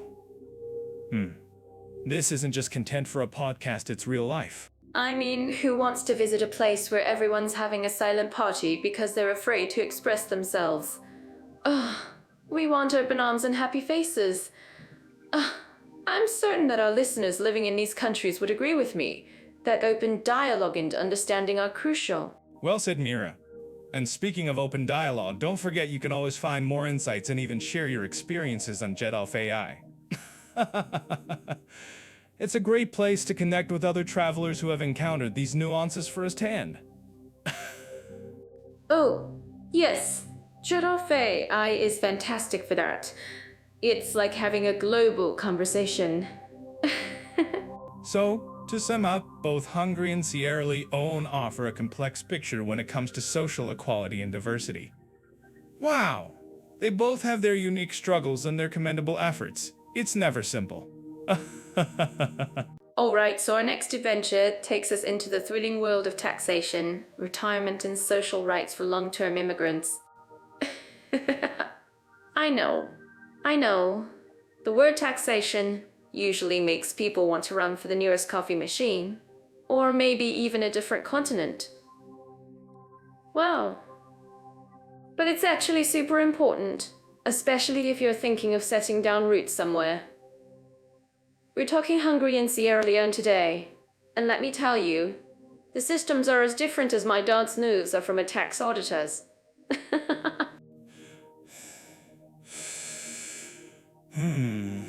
Thrilling and taxation in the same sentence, Mira. That's a combo I wasn't expecting. Oh, usually my face turns into a question mark when axe forms appear. I'm certain our listeners living in either country are nodding vigorously right now, thinking, yes, thrilling like a surprise audit. But you're right, it's essential stuff, so let's try and angle these legal webs without getting caught ourselves. Speaking of which, Hungary, with its rather famous flat tax rate for personal income, sounds like a dream. Oh, it's pretty straightforward actually. For long-term immigrants in Hungary, personal income tax often sits at a flat 15%, which is quite appealing to many. It means you generally know what to expect, making budgeting a bit simpler. Well, but don't get too comfy, because the VAT, or value-added tax, is one of the highest in Europe. So, what you save on income, you might just spend on, say, a really fancy artisanal bread. Balance, or just shifting the pain from one pocket to another. I remember once trying to buy a souvenir in Budapest and feeling like I was paying extra just for the privilege of standing there. Ouch! But hey, at least they're transparent about their deductions, which is more than I can say for my last attempt at deciphering a utility bill.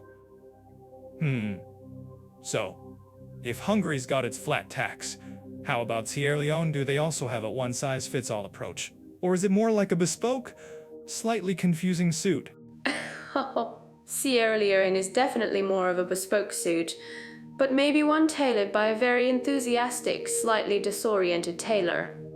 Wow, their tax system is progressive, meaning the more you earn, the higher your income tax rate. Oh, it's designed to be equitable, but for long-term immigrants, especially those working in the formal sector, it can be a bit more complex to navigate. Plus, the informal economy is huge. which means a lot of economic activity isn't even touching the official tax system. Ah, the informal economy. Oh, where everyone's a consultant and nobody's paying taxes. I'm certain that our listeners who've lived there could tell us stories about ingenious ways to transact business. It sounds like only where my accounting skills, or lack thereof, would truly shine. No complex spreadsheets, just a handshake and a prayer. Let's move on to something slightly less taxing. If you'll pardon the pun, retirement and social rights. Hungary, being an EU member, has a more structured social security system. Long-term immigrants who work and contribute to the National Social Security Fund generally gain access to public health care and contribute towards their state pension. Oh, it's based on your contributions and how long you've been working.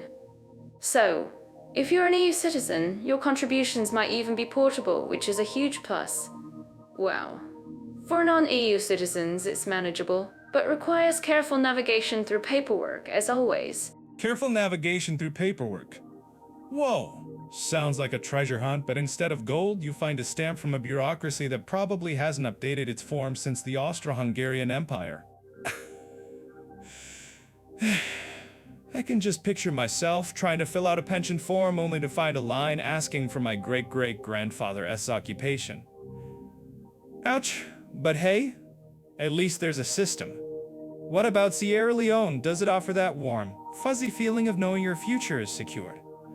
Or is it more of a cross your fingers and hope sure? Oh, well. Sierra Leone has the National Social Security and Insurance Trust, or NASSIT, which covers formal sector workers. If you contribute, you're entitled to retirement benefits, and even survivors' benefits, Wow, however, the pension amounts are often quite modest, and the informal sector, which employs a huge portion of the population, is largely excluded. So, for many immigrants, particularly those in less formal roles, relying state pensions might not be enough. Community support, ha! So, less about the government sending you a check and more about your neighbors showing up with a pot of stew. I'm actually curious about what our listeners think about this. Is it better to have a robust, bureaucratic system, or one that relies on human connection and community spirit? Don't forget to like this video and drop your comments on YouTube, folks. We'd love to hear your thoughts. Absolutely. And if you want to delve deeper into these kinds of global comparisons for your own long-term plans, check out Jet of AI. Well, they have tons of resources that go way beyond just taxation and pensions. True. Because while my dream retirement involves a beachfront shack and an endless supply of strong coffee, I'm pretty sure I still need to know how to pay for that coffee. And whether the local tax authority will show up for a surprise visit to my shack. This is a lot to consider, isn't it? From flat taxes to progressive systems, and social nets that range from extensive to you might need a fishing net. You always have a way of putting things, Leo. But it really does highlight the stark differences, even within seemingly similar financial frameworks. Ooh! Whether it's Hungary's EU-aligned structure or Sierra Leone's developing system, understanding these nuances is key for any long-term immigrant. Indeed. So, whether you're dreaming of a Budapest apartment or a Freetown home, make sure you know who's got their hand in your pocket and for how long. And what they promise to give back later. Maybe my beachfront shack will eventually be tax-free. One can dream, Rita. Alright, yo. Here we are at our final stop for this episode's grand comparison. Today we're diving into the rate of meeting specific interests in Hungary and Sierra Leone. I'm already picturing myself trying to find a club for extreme competitive napping in both places. Extreme competitive napping, Mira. I'm certain you'd win a gold medal in that without even trying. I'd sign up just to film your technique for science, of course. But seriously? This topic is where a country truly shows its quirky side, isn't it? What kind of obscure hobby can I actually indulge in? Absolutely. So, let's kick off with Hungary. Wow. When I think of Budapest, my mind immediately jumps to those incredible thermal baths, right? But beyond soaking, it's also a hub for caving. Escape rooms. Budapest is practically the world capital of escape rooms. Oh, imagine a group of history buffs trying to solve ancient puzzles in a subterranean cave, then celebrating with a glass of Tokaji wine. Whoa! Escape rooms and caving? Sounds like a very specific kind of anxiety-inducing fun. I'd probably get stuck, then realize I've actually joined a permanent cave-welling community by accident. Oops. I can just hear the ancient Hungarian voices saying, "Another one who forgot the code." Speaking of specific interests, Hungary also has a deep appreciation for classical music and opera. I once saw a guy arguing passionately about the correct tempo for a barded piece in a coffee shop. I'm certain that our listeners in Hungary could tell us even more about those passionate discussions. I'm actually curious about what our listeners think about this, if you've ever found a niche group that surprised you. Ooh, and for me, the food scene there, especially the wine regions, would be a specific interest I'd definitely meet. Picture me doing a little dance, tasting a new wine, and then probably tripping over something but still laughing. I can absolutely picture that, Mira.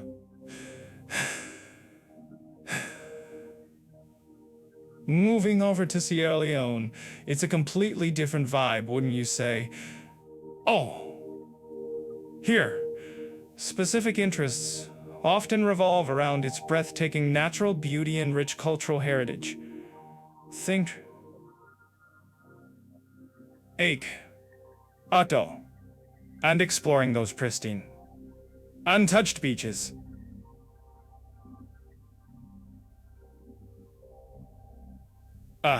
It's less about organized clubs and buildings, and more about cultural traditions. Who needs an escape room when you have miles of incredible coastline and lush rainforest to explore?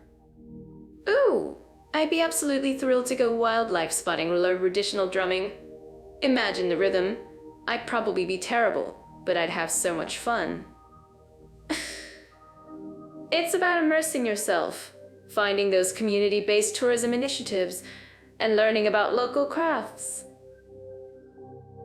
Wow, it's a completely different kind of meeting your interest. More organic, less structured. Less structured indeed. My observational skills would be on overdrive.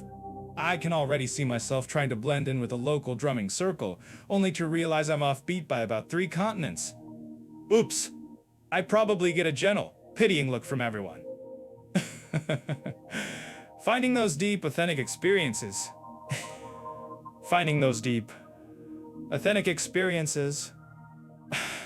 For someone passionate about conservation or unique cultural storytelling, Sierra Leone would be a treasure trove. Oh, you got me at Paprika Appreciation Society. But honestly, I think both countries offer such distinct, wonderful ways to meet specific interests. Hungary gives you that structured, vibrant European cultural scene, while Sierra Leone provides a profound connection with nature and authentic local heritage. It really depends on what kind of interest meeting you're looking for, doesn't it? Do you want to join a chess club in a cozy cafe, or track chimpanzees in a tropical forest? Good point, Mira. I'd choose the chimps, but only if they promise not to steal my coffee.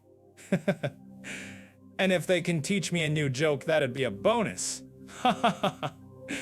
This really wraps up our journey for this episode, doesn't it?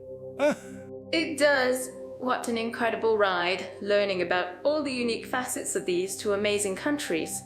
Wow. Well, folks, that's it for this time. It's been quite the journey comparing these incredible countries, and we hope we've given you plenty to think about. If you've enjoyed our adventures and witty banter, please make sure to follow the Jet Fait YouTube channel for more episodes like this. Oh, Hit that bell icon to catch our videos the moment they drop and be among the first to listen. We'd love for you to share your thoughts, comments, and critiques below. Reading and responding to them truly brightens our day. thanks for joining us on this exploration. We'll be back soon with more. So until then, take care and see you in the next one. Warmest wishes from us.